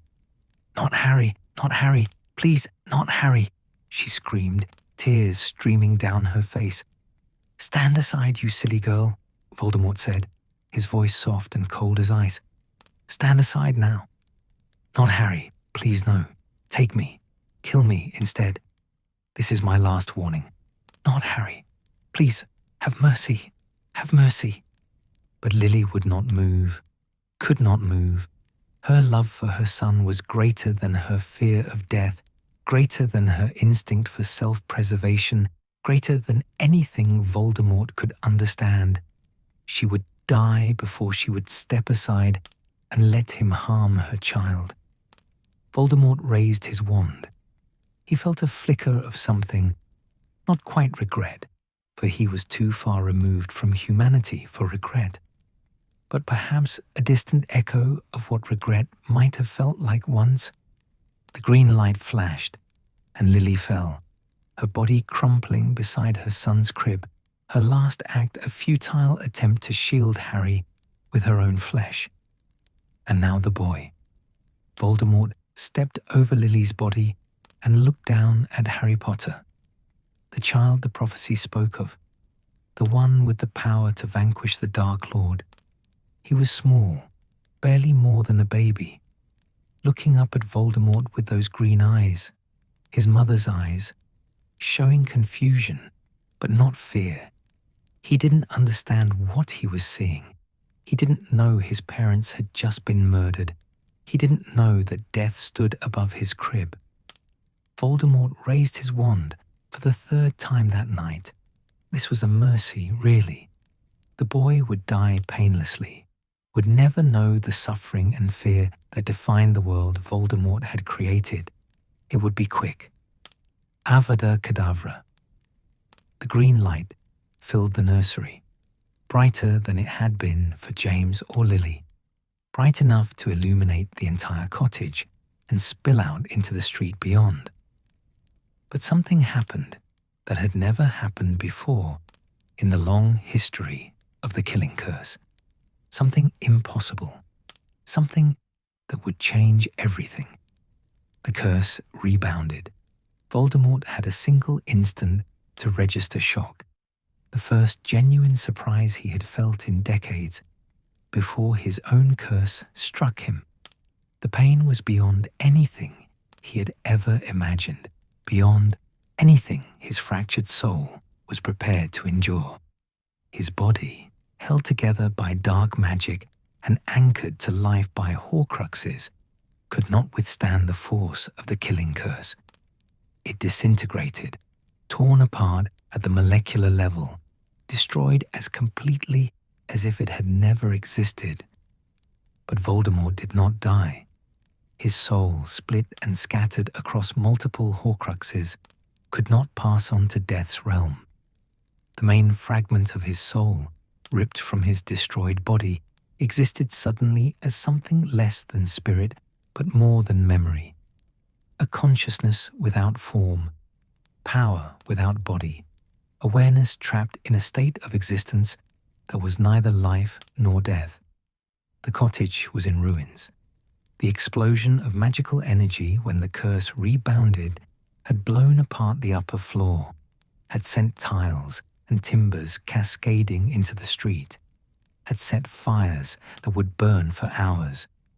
When the Muggle neighbors came running, drawn by the explosion, they found a scene of devastation, and in the wreckage of the nursery, somehow untouched by the destruction around him, sat Harry Potter, alive, crying, with a curious lightning bolt-shaped cut on his forehead, where Voldemort's curse had struck him. The wizarding world erupted in celebration when news spread that Voldemort was gone. People danced in the streets, embraced strangers, wept with relief that the nightmare had finally ended. Lord Voldemort, the darkest wizard in a century, had been defeated. Exactly how, no one could say. Dumbledore spoke of ancient magic, of love's power, of Lily's sacrifice creating a protection that Voldemort had not anticipated. But the details mattered less than the result. The Dark Lord was gone, his body destroyed, his Death Eaters scattering or being captured by auras emboldened by their master's fall. But far from the celebrations, in the ruins of the cottage at Godric's Hollow, the fragment of Voldemort's soul that had been ripped from his body when the curse rebounded did not simply dissipate. Souls, when torn violently from their moorings, seek to latch onto living things. And there, mere feet away, was Harry Potter, the only living thing in that room of death. Before fleeing into the night as a wisp of consciousness barely held together by the anchors of his Horcruxes, a piece of Voldemort's soul embedded itself in the baby who had survived. Harry Potter became, unknowingly, a Horcrux. The Horcrux Voldemort never meant to make, carrying a fragment of the Dark Lord's soul behind the scar on his forehead. But Voldemort knew none of this. His consciousness, such as it was, fled from Godric's Hollow in blind panic and pain. He was less than the meanest ghost, less than the lowliest creature, barely aware of his own existence. He drifted, formless and powerless, feeling his anchors to life pulling at him, but unable to reach them, unable to do anything but exist in this terrible half-state, waiting for something, anything that might restore him. He eventually found himself in the forests of Albania, drawn there perhaps by some half-remembered journey he had taken in his corporeal life, seeking the diadem of Rowena Ravenclaw to transform into another Horcrux. The forests were dark and deep, far from civilization, and there Voldemort existed for years, possessing animals when he could to gain temporary physical form, living as a parasite, waiting with a patience born of having no other choice. The wizarding world believed he was truly dead. His Death Eaters were rounded up and tried, many sent to Azkaban, others claiming they had been under the Imperious curse, forced to serve against their will. The Order of the Phoenix disbanded, their purpose fulfilled. Harry Potter was sent to live with his mother's Muggle relatives, protected by the magic of his mother's sacrifice as long as he could call their house home. The scars of the war began slowly to heal. But Voldemort was not dead. Diminished beyond measure, yes. Powerless and formless, yes. But not dead. the Horcruxes ensured that death could not claim him, that some fragment of him would always remain in the living world, waiting for a chance to return. Dear listener, can you feel the weight of this moment? The Dark Lord brought low by something he could never understand, a mother's love, freely given, with no thought of reward or recognition. Lily Potter died to save her son, and in dying created magic more powerful than any spell Voldemort had ever mastered. She had no wand, no defensive enchantments, nothing but her willingness to sacrifice herself completely for her child. And that was enough, more than enough. It was everything. For over a decade, Voldemort would remain in his diminished state, a shadow haunting Albanian forests, feeding on small animals and nursing his hatred. Harry Potter grew up knowing nothing of his true heritage, nothing of the prophecy, nothing of the fragment of Voldemort's soul he carried unknowingly behind his scar. The wizarding world enjoyed peace, rebuilt what had been destroyed, tried to forget the terror of those dark years. But Voldemort was patient. He had already conquered death through his Horcruxes. He would find a way back to power. It was only a matter of time, and time was something he now had in abundance. Somewhere in the darkness, in the depths of Albanian forests, or in the corners of desperate minds, Voldemort waited, diminished but not destroyed, defeated but not dead, planning, even in his formless state, for the day when he would return and reclaim everything that had been taken from him. The years passed slowly in the Albanian forests, measured not by seasons or celebrations, but by the endless repetition of survival. Voldemort existed in a state that was neither life nor death, a wisp of consciousness, a fragment of soul clinging to existence through sheer force of will, and the anchors of his Horcruxes scattered across Britain. He was weaker than he had ever been, unable to perform magic, barely able to think clearly through the fog of his diminished state. He survived by possessing animals, snakes mostly, for he could still speak Parseltongue even in his formless state, could still command the serpents that lived in those dark forests. Through them, he could move, could hunt, could maintain some connection to the physical world, but the possession was difficult, draining, and the animals rarely lasted long before his presence burned through them, leaving him once again formless and desperate. The years accumulated. 1982, 1985, 1990, the wizarding world moved on, rebuilt itself, tried to forget the terror of Voldemort's reign. Harry Potter grew up in the Muggle world, unaware of his fame, unaware of the magical heritage that awaited him. And in the forests, Voldemort waited, his hatred the only thing that kept him tethered to purpose, his desire for revenge and restoration, burning cold and constant in what remained of his soul.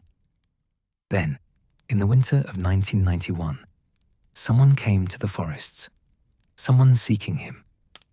Quirinus Quirrell had been a promising young wizard once, a professor at Hogwarts who taught Muggle studies with enthusiasm and competence. But ambition and curiosity had driven him to take a sabbatical, to travel the world seeking practical experience in defense against the dark arts, the position he truly desired to teach. His travels had brought him to Albania, following rumors of dark magic and mysterious occurrences in the remote forests. And there, in the deepest part of the woods, he had encountered something that should have sent him fleeing in terror. Instead, Voldemort had seen opportunity. A wizard, weak-willed and ambitious, desperate to prove himself worthy of respect and recognition. Perfect. Through persuasion and promises, through the sheer force of will that Voldemort retained even in his diminished state, he had convinced Quirrell to allow him to possess his body. Not completely. Quirrell's soul remained, trapped in his own flesh alongside Voldemort's fragment, but enough to have a body again, to have a wand, to have mobility, and the ability to speak and plan. The possession was uncomfortable for both of them. Voldemort had to remain hidden, living on the back of Quirrell's head beneath his turban, never able to face forward, sustained by drinking unicorn blood, a terrible crime that would grant cursed half-life, but nothing more permanent. Quirrell suffered constantly, his body weakening under the strain of hosting another soul, his mind slowly being eroded by Voldemort's presence. But they both endured, for they both needed each other. Quirrell needed the power Voldemort promised. Voldemort needed Quirrell's body to move in the world again. And Voldemort had a goal, the Philosopher's Stone. He had learned, through careful inquiry and Quirrell's position at Hogwarts, that the legendary stone, capable of producing the elixir of life and granting true immortality, was hidden within Hogwarts Castle, protected by Dumbledore and a series of magical defenses. With the stone, Voldemort could create a body of his own, could restore himself to power without the need for complex dark rituals or his scattered Horcruxes. He could return, stronger than before, and reclaim everything that had been taken from him. That year at Hogwarts had been torture for Voldemort. To be so close to Dumbledore, the one wizard he had ever truly feared, forced to pretend subservience and weakness through Quirrell's stuttering facade. To be in the castle where he had once been Tom Riddle, the brilliant student, the promising youth, now reduced to a parasitic presence on the back of a trembling fool's head. And worst of all, to encounter Harry Potter, the boy who had somehow survived the killing curse, who carried Voldemort's defeat in the scar on his forehead, who walked the halls of Hogwarts as a hero while Voldemort skulked in shadows. The final confrontation had come in the dungeons beneath Hogwarts, in a chamber protected by challenges designed by the professors, puzzles and obstacles that Quirrell and Voldemort together had overcome through a combination of magical skill and ruthless determination. They had found the stone, or rather, Harry Potter had found it, protected by an enchantment Dumbledore had placed that only allowed someone who wanted to find the stone but not use it to actually obtain it. Voldemort had ordered Quirrell to seize the boy, to take the stone from him. But something impossible had happened. When Quirrell touched Harry, his hands had begun to burn. Not with fire, but with something far more painful. Something that ate through his flesh like acid. The protection Lily Potter's sacrifice had placed on her son still lived, and it recognized Voldemort's soul inhabiting Quirrell's body. It rejected that touch violently, utterly, causing Quirrell's body to blister and crack wherever it made contact with Harry's skin. In desperation, as Quirrell's body began to fail, Voldemort had abandoned him, leaving the professor to crumble to ash while the fragment of Voldemort's soul fled once more, returning to its formless state, fleeing Hogwarts and Dumbledore's power, retreating again to exile and impotence. Another defeat, another humiliation, another reminder that Harry Potter remained impossibly an obstacle to Voldemort's restoration. The boy should have been nothing, 11 years old, barely trained in magic, ignorant of his own heritage, yet he had thwarted Voldemort again, protected by magic that Voldemort still did not fully understand. back in the forests, back to possessing snakes and small animals, back to the endless waiting. But this time, Voldemort began to plan more carefully. He needed a body of his own, and there was a ritual, old, dark, requiring terrible sacrifices, that could restore him to physical form. He needed blood of an enemy, forcibly taken, flesh of a servant, willingly given, bone of the father, unknowingly bequeathed. With these ingredients and the proper incantations, he could craft a new body stronger than before, no longer dependent on possessing the weak-willed or drinking unicorn blood.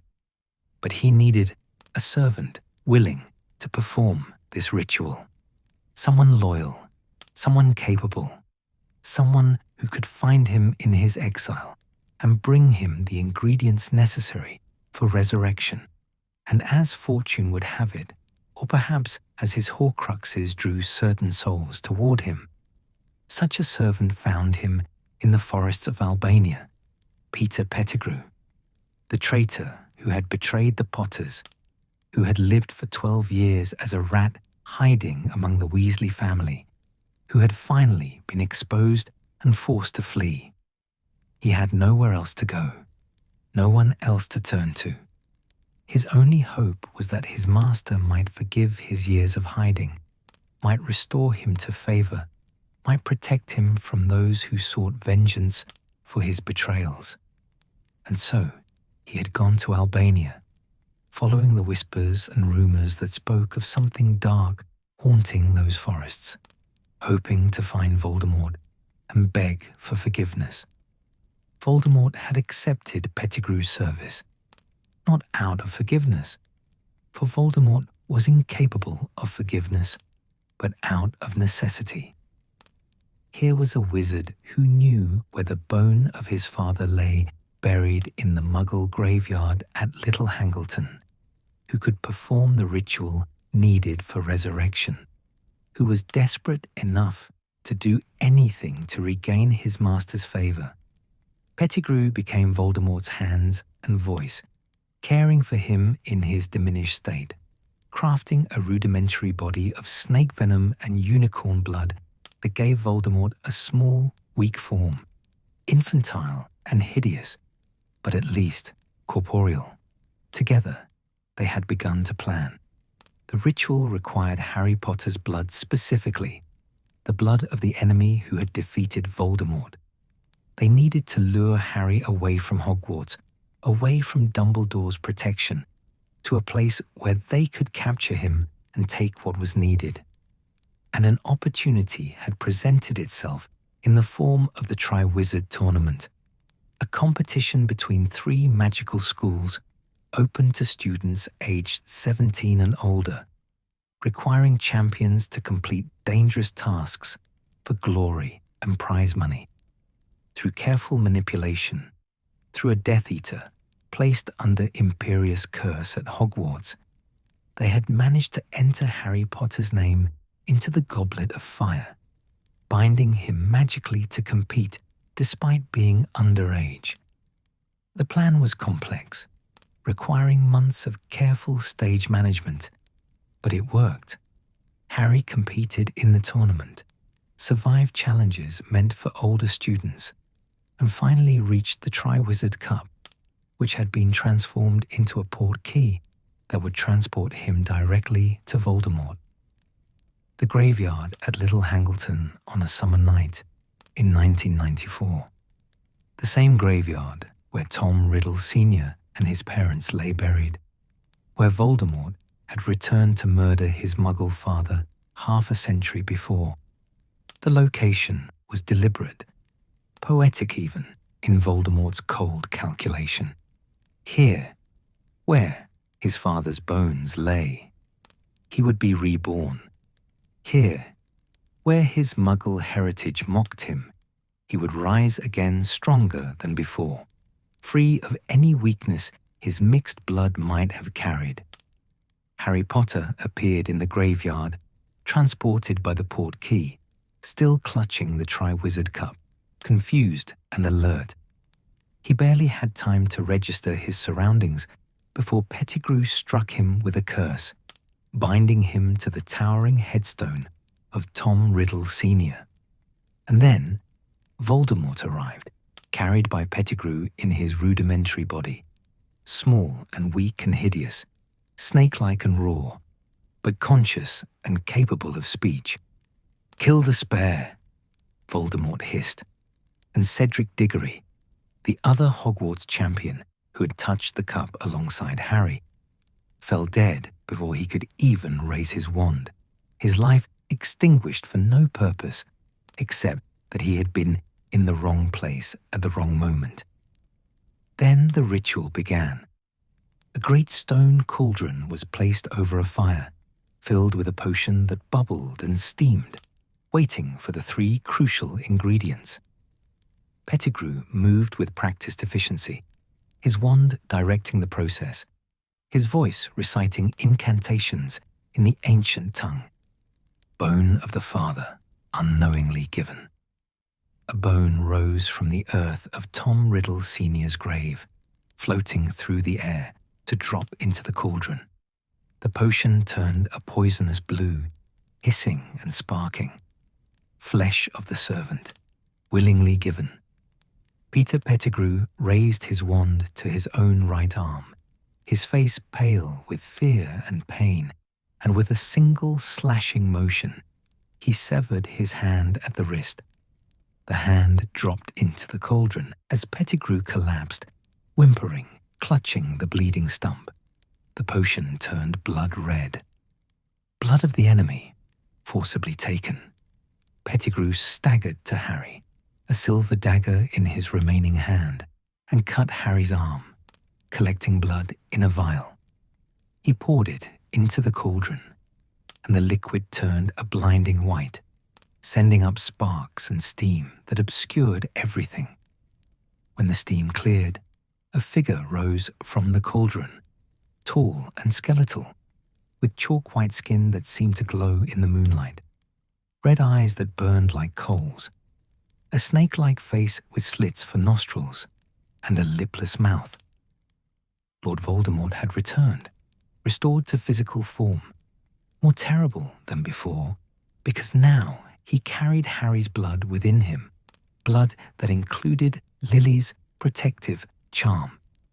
He had negated the very magic that had protected Harry for 13 years, had made himself immune to the sacrifice that had once defeated him.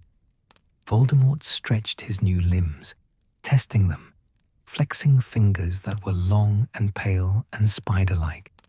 He summoned robes from Pettigrew's bundle of supplies, dressed himself with deliberate care, and then raised his left arm, bare and white in the moonlight. He pressed his wand to the dark mark branded there, and across Britain, every Death Eater who still bore that mark felt it burn, felt the summons they had not felt in 13 years. They came, not all.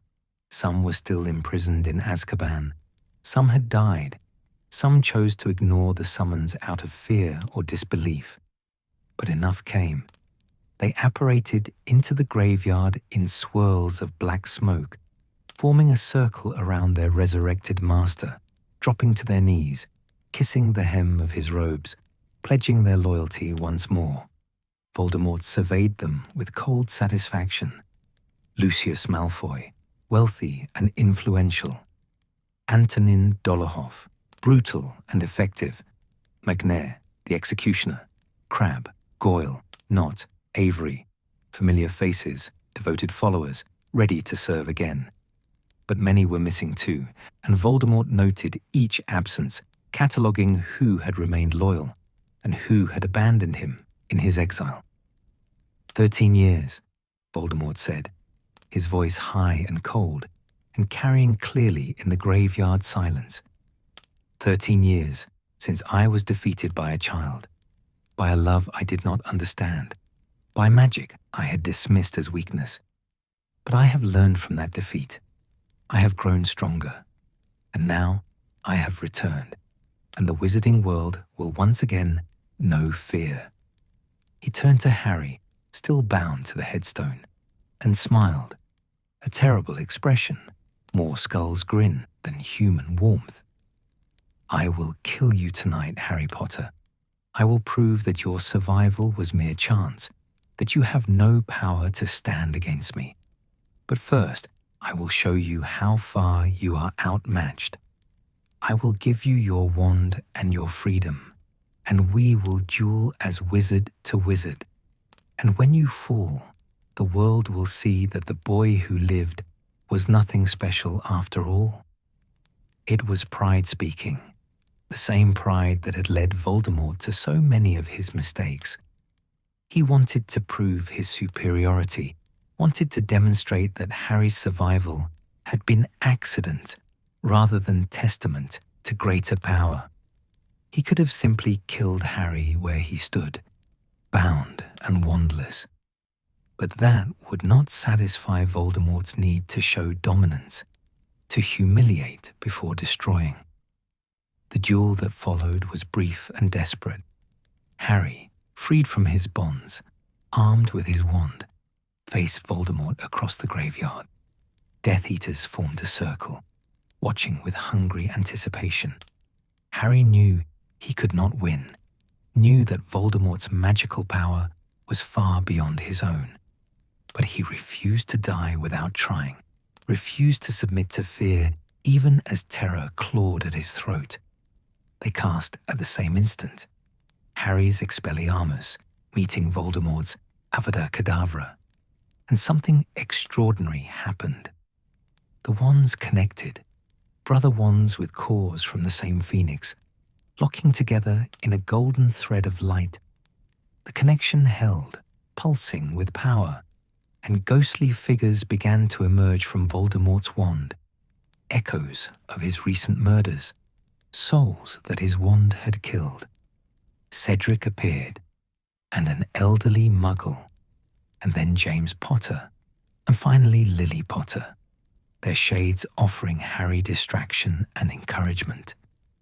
In that moment of distraction, Harry broke the connection and ran. He grabbed Cedric's body and the portkey cup, whispered the activation phrase, and disappeared from the graveyard in a swirl of magic, escaping by the narrowest of margins. Voldemort's rage at Harry's escape was incandescent. He had been so close to eliminating the boy once and for all, to proving his superiority, to finally avenging his defeat. But Harry had slipped through his fingers again, had returned to Hogwarts, to Dumbledore, to safety. And more problematic, Harry had witnessed Voldemort's return, had seen the Death Eaters who had answered his summons, had testimony that the Dark Lord was back. The wizarding world did not want to believe it. Minister of Magic Cornelius Fudge, weak and political, refused to accept that Voldemort had returned. The Daily Prophet printed lies and denials, painting Harry as attention-seeking and Dumbledore as a senile old man spreading fear. For a year, Voldemort operated in the shadows while the Ministry denied his existence, rebuilding his forces, recruiting new Death Eaters, planning his next moves.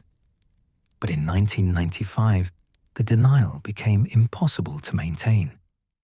Voldemort struck at the Ministry itself, a battle in the Department of Mysteries that ended with Dumbledore and Voldemort dueling before Ministry officials, witnessed by dozens. Fudge saw Voldemort with his own eyes, and the pretense collapsed. The wizarding world woke to the terrible reality. The Dark Lord had returned, and another war was beginning. What followed was a conflict that made the First War seem restrained by comparison. Voldemort, frustrated by years of exile and defeat, held nothing back. Death Eaters struck without warning or mercy. The Brockdale Bridge collapsed, killing dozens of muggles. Giants were recruited to the Death Eater cause, along with Dementors who abandoned their posts at Azkaban to serve the Dark Lord. The Minister of Magic was murdered. Prominent pure-blood families were attacked for refusing to support Voldemort. Fear became so pervasive that people stopped gathering in public places, stopped trusting even their friends, stopped believing that victory was possible. And through it all, Voldemort pursued a single goal with increasing desperation: killing Harry Potter. The prophecy haunted him. Neither can live while the other survives. He had marked Harry as his equal by attempting to kill him as a baby. Now he understood, through fragments of prophecy he had finally heard in full, that his own actions had created the very threat he sought to destroy. He and Harry were bound together by magic and fate, and one would have to die by the other's hand. Voldemort placed the Malfoy family under scrutiny when Lucius failed him, installed Death Eaters at Hogwarts when he finally gained control of the Ministry, and hunted Harry with single-minded determination. Yet Harry remained elusive, protected by Dumbledore and the Order of the Phoenix, hidden away on a mysterious quest that Voldemort could not quite understand. Dear listener, can you feel how the pattern repeats? Voldemort returned to power, but he returned to the same obsessions, the same pride, the same inability to understand the magic that opposed him. He had learned nothing from his defeat except determination to win through greater force. He was stronger now, yes, more powerful, more terrible, more ruthless than before. But he was also unchanged in the ways that mattered most, unable to comprehend that his greatest weakness was not lack of power, but lack of understanding about what truly made one powerful. The spring of 1998 dawned cold and uncertain over Britain. Voldemort controlled the Ministry of Magic through puppets and placed followers, had installed Death Eaters at Hogwarts itself, with Severus Snape as headmaster, and ruled through terror so complete that people whispered his name when they dared speak of him at all, only as you-know-who. The war had turned decisively in his favor. The Order of the Phoenix was scattered and hunted. Harry Potter remained in hiding, his whereabouts unknown even to those who sought to protect him. But Voldemort was troubled. Despite his apparent victory, despite controlling the mechanisms of power in the wizarding world, he felt something was wrong. Harry Potter was not simply hiding. He was doing something, pursuing some goal that Voldemort could sense, but not quite understand. Through his connection to Harry, through the scar that linked them in ways Voldemort had only begun to comprehend, he felt disturbances, moments of intense emotion, of triumph or fear that suggested Harry was systematically working towards some purpose. The Horcruxes. Somehow, impossibly, Harry had learned about the Horcruxes. Voldemort felt it when the diary was destroyed, had felt it years earlier, actually, in his rudimentary body before his resurrection. A distant tearing sensation that he had dismissed as a side effect of his diminished state. He felt it more clearly when the ring was destroyed, a sharp pain that told him one of his anchors to life had been severed. And then the locket and the cup, each destruction sending shockwaves through his fragmented soul, each loss making him more desperate and more dangerous. He did not know how Harry had discovered his secret, the secret he had guarded so carefully that he had revealed to no one except in oblique hints to followers who didn't understand what they were protecting.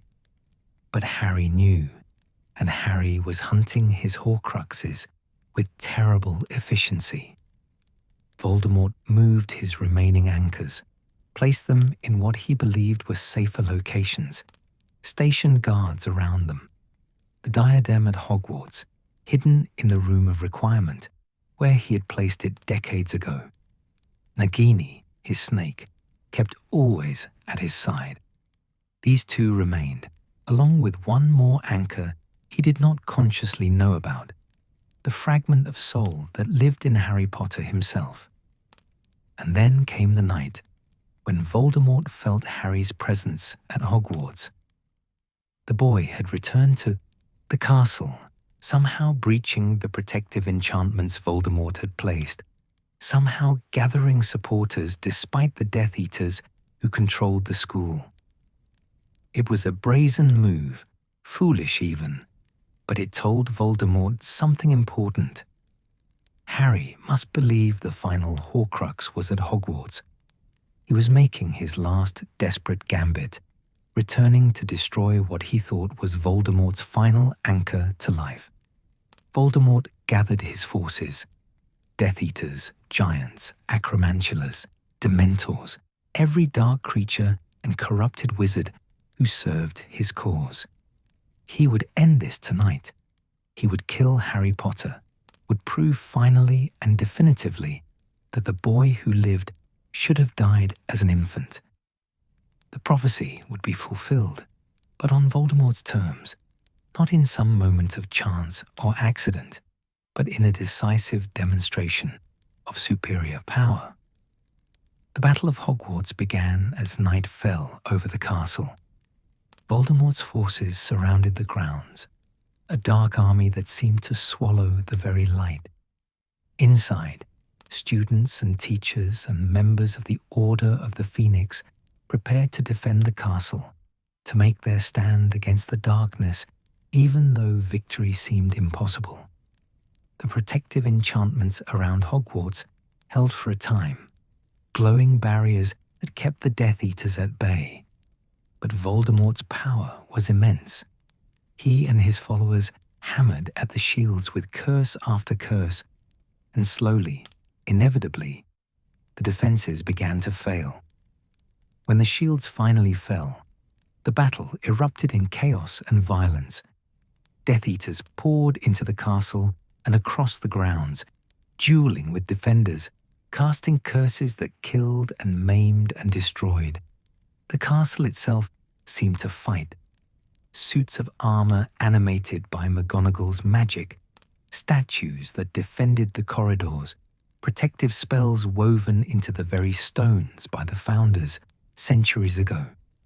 But the Death Eaters were relentless, and their dark magic was powerful, and the defenders began to fall. Voldemort himself strode through the battle like death incarnate, untouchable and terrible. No one could stand against him. Those who tried died instantly, struck down by the killing curse cast almost casually from his yew-wand. He sought Harry, searching through the chaos, but the boy remained elusive, moving through the castle on his mysterious quest. And then, in the Forbidden Forest, Harry came to him, walked out of the darkness alone and unarmed, surrendered himself without a fight. Voldemort felt a moment of confusion. Was this truly the culmination of their long conflict? The boy simply giving up, accepting death? But then he understood. Harry had learned somehow about the prophecy, about the connection between them, and he believed that his death was necessary, that his sacrifice might somehow weaken Voldemort. Foolish, brave perhaps, in its way, but ultimately foolish. Sacrifice only had power when it protected someone else, and Harry's death here would protect no one. It would simply be an ending. "Harry Potter," Voldemort said softly, his wand raised, his red eyes fixed on the boy who had haunted him for 17 years. The boy who lived, come to die. Harry stood silent, accepting, waiting. Around them, Death Eaters gathered to witness this moment they had anticipated for so long. The final defeat of their master's enemy, the end of the prophecy. the ultimate triumph. Avada Kedavra. The green light struck Harry, and he fell. The boy who had survived the killing curse as an infant did not survive it now. He dropped to the forest floor, his body crumpling, his eyes closing, his last breath escaping in a quiet sigh. Dead. Finally, truly, completely dead. Voldemort felt a surge of triumph so intense it was almost euphoric. He had done it. After 17 years, after 2 defeats, after the prophecy and the protection and all the mysterious magic that had guarded Harry Potter, Voldemort had finally killed him. The obstacle was removed. The threat was eliminated. Nothing stood between Voldemort and eternal dominion over the wizarding world. But something felt wrong. When the killing curse struck Harry, Voldemort felt an echo of pain, a tearing sensation as if something had been ripped from inside him. He dismissed it. The boy's death had severed their connection. That was all. The scar that linked them was gone, and with it, the strange awareness he had always felt of Harry's presence and emotions. He ordered Hagrid, captured and bound by Death Eaters, to carry Harry's body back to the castle. Let them see their savior defeated. Let them understand that resistance was futile. The body would be displayed as proof of Voldemort's victory, as demonstration that even the boy who lived was mortal after all. The procession back to Hogwarts was a victory march. Death Eaters jeered and celebrated. Bellatrix Lestrange's cackle cutting through the night like a knife. They reached the castle to find the battle paused, both sides exhausted, waiting. And when they emerged from the darkness, with Harry's body carried like a trophy, the defenders' hearts broke. McGonagall's scream of anguish, Ron and Hermione's denials, the collective despair that washed over everyone who had believed Harry might somehow save them. Voldemort drank it all in like wine.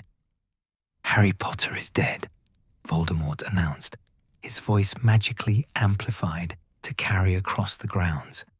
He was killed while trying to flee, while trying to save himself and leave you to die. He was not your savior. He was a boy who got lucky once and has now paid the price for his presumption. But then something impossible happened. Harry moved, just slightly at first, a stirring that might have been mistaken for Hagrid's movement, but then more definitely, unmistakably. Harry Potter opened his eyes, rolled from Hagrid's arms, and stood before them all, alive, unhurt, whole. The confusion was absolute. Voldemort felt for the first time something approaching real fear. How? He had struck Harry with the killing curse, had seen him fall, had checked for vital signs and found none. Yet here he stood, as if death itself had rejected him. What Voldemort did not understand, could not understand, was that his killing curse had not struck Harry Potter's soul. It had struck the fragment of Voldemort's own soul that had been living in Harry since that Halloween night 17 years ago. Harry had been a Horcrux, the Horcrux Voldemort never intended to make, and Voldemort himself had just destroyed it. Harry had survived because he had chosen to die, had walked to his death willingly and without resistance, and that willing sacrifice, combined with the fact that Voldemort had used Harry's blood in his resurrection, blood that contained Lily's protective charm, had protected Harry even from the killing curse. The battle erupted again, more chaotic than before. Harry cast a shield charm that protected the defenders, and the fighting resumed with renewed desperation on both sides. But now, the tide had turned. Voldemort's apparent victory had become defeat, his triumphant moment shattered by Harry's impossible survival, The Death Eater's morale wavered. The defenders fought with new hope. And one by one, Voldemort's anchors to life were being destroyed. Hermione and Ron destroyed the cup in the Chamber of Secrets, using a basilisk fang to pierce its protections. Crabbe's fiendfire in the Room of Requirement consumed the diadem, dark magic destroying dark magic. And then Neville Longbottom, that clumsy boy who had always been underestimated, drew the sword of Gryffindor and beheaded Nagini with a single swift strike. Voldemort felt each destruction like a physical blow. His Horcruxes, his anchors to immortality, his carefully crafted insurance against death, all gone, all destroyed. He was mortal again for the first time in over 50 years. His soul contained once more in a single body, vulnerable in ways he had not been since his youth.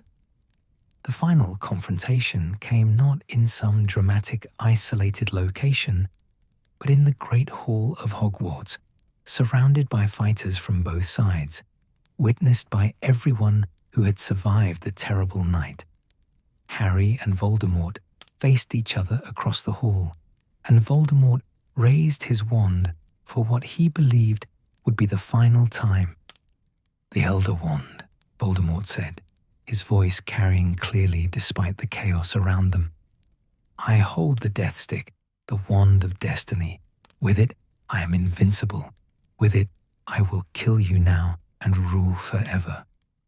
But Harry shook his head, a strange smile on his face despite the exhaustion and blood that marked him. "You're wrong," he said. "The Elder Wand isn't yours. It never was. It answers to the wizard who defeats its previous master. And you didn't defeat Dumbledore. Snape killed him at Dumbledore's own request, and you killed Snape, thinking that would make you the master. But Snape was never the master. Draco Malfoy disarmed Dumbledore before Snape killed him, and I disarmed Draco. The wand is mine, Voldemort. It has been mine all along." Voldemort felt a cold certainty settle in his chest. The wand in his hand felt suddenly foreign, reluctant, as if it resisted his command. But it was too late to stop, too late to do anything but finish what had been started so many years ago.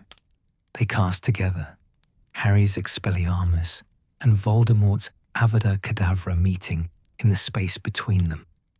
But the Elder Wand would not kill its true master.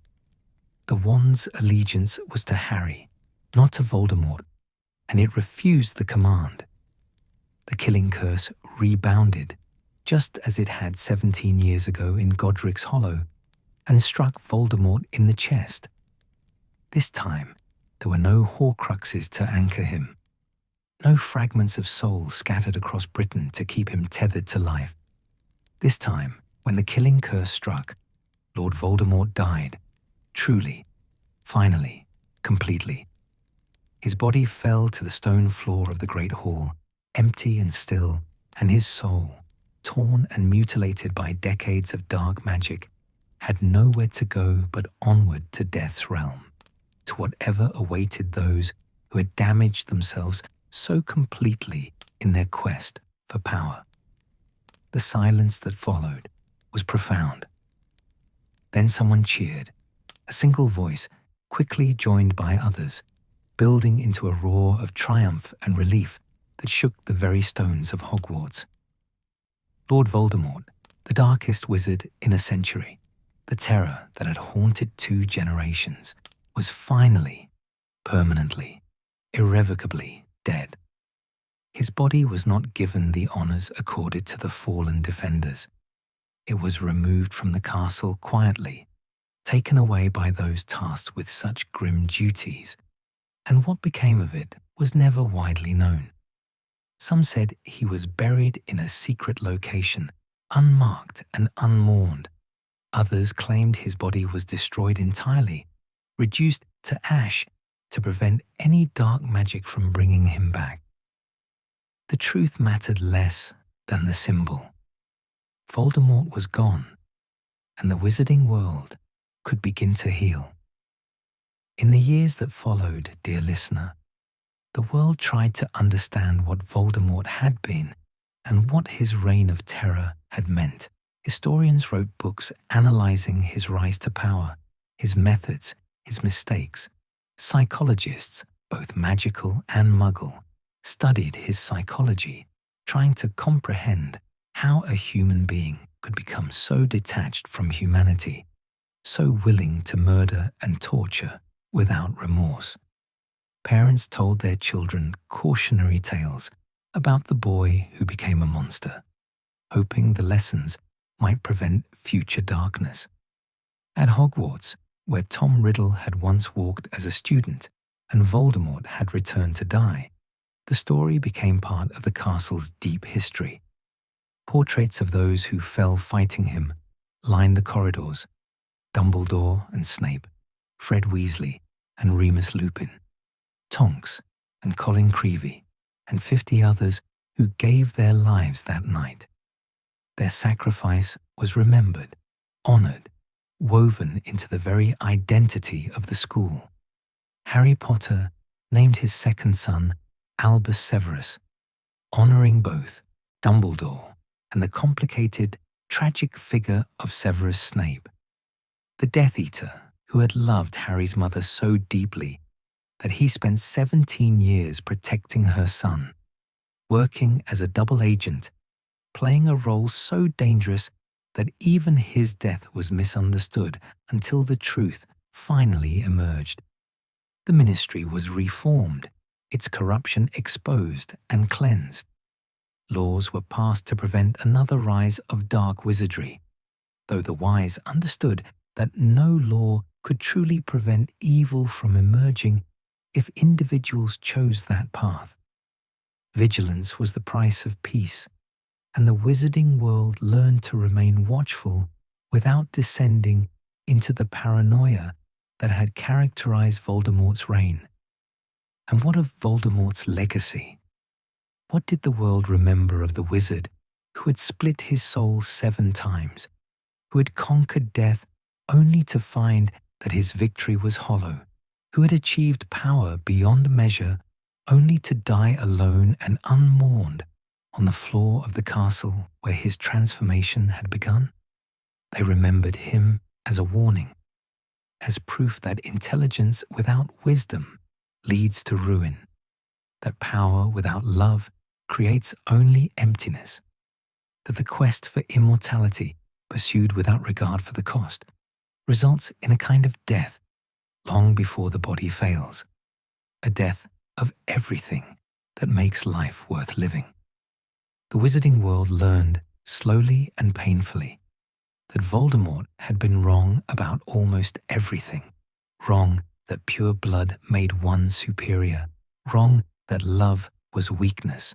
Wrong that death was the ultimate enemy to be conquered at any cost. Wrong that power alone could satisfy the human heart or create meaning in a meaningless universe. Tom Riddle had been a boy of extraordinary gifts, born into terrible circumstances, an orphan who discovered he was magical, who found a world that should have embraced him, but instead confirmed his worst suspicions about the necessity of power and the futility of love.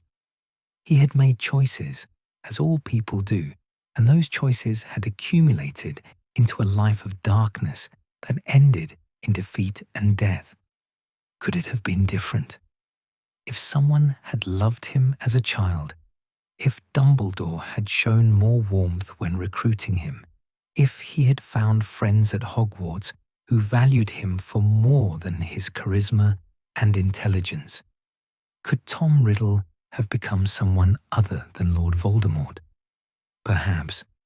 Or perhaps the seeds of what he became were always there, waiting for circumstances to bring them to flower.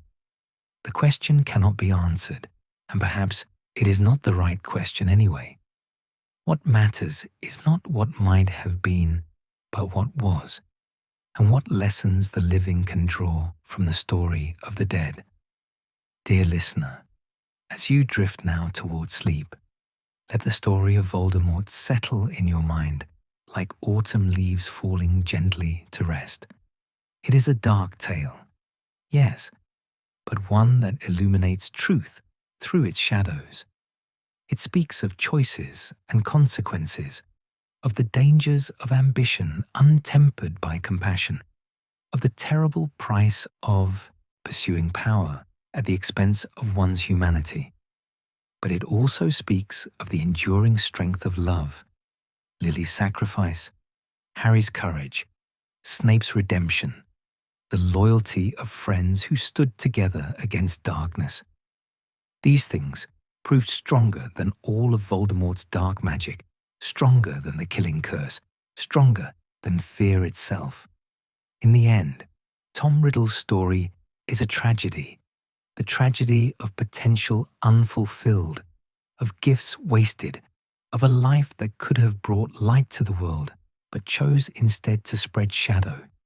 And yet, from that tragedy came lessons that helped build a better world, a more vigilant society, a generation determined not to repeat the mistakes that had allowed such darkness to flourish.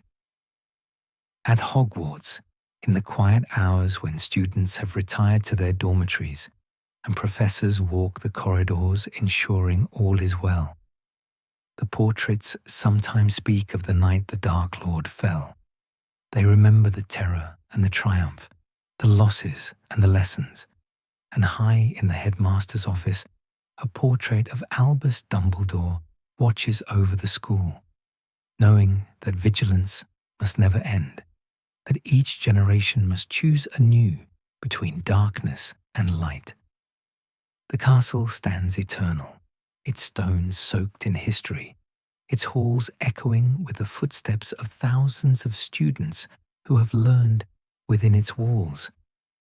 And somewhere in that deep history, the story of Tom Riddle exists as a reminder, neither glorified nor forgotten, but remembered as it should be, a warning, a lesson, and a testament to the truth that the choices we make define us far more than the circumstances we are born into. Sleep now, dear listener. Let this long tale come to its gentle close. Let the darkness of Voldemort's story fade into the peaceful darkness of rest and dreams. Know that for all the shadow that once covered the wizarding world, light returned, as it always does, as it always will, as long as there are those willing to stand against the darkness and choose love over power, courage over fear, life over the hollow promise of immortality. The story is ended. The castle sleeps. The stars turn overhead in their eternal dance. And you, dear listener, can release this tale now and drift into peaceful, dreamless sleep, knowing that even the darkest of stories eventually finds its ending, and that every ending makes space for new beginnings, new hope, new light. Rest well, sleep deeply, and may your dreams be gentle and kind.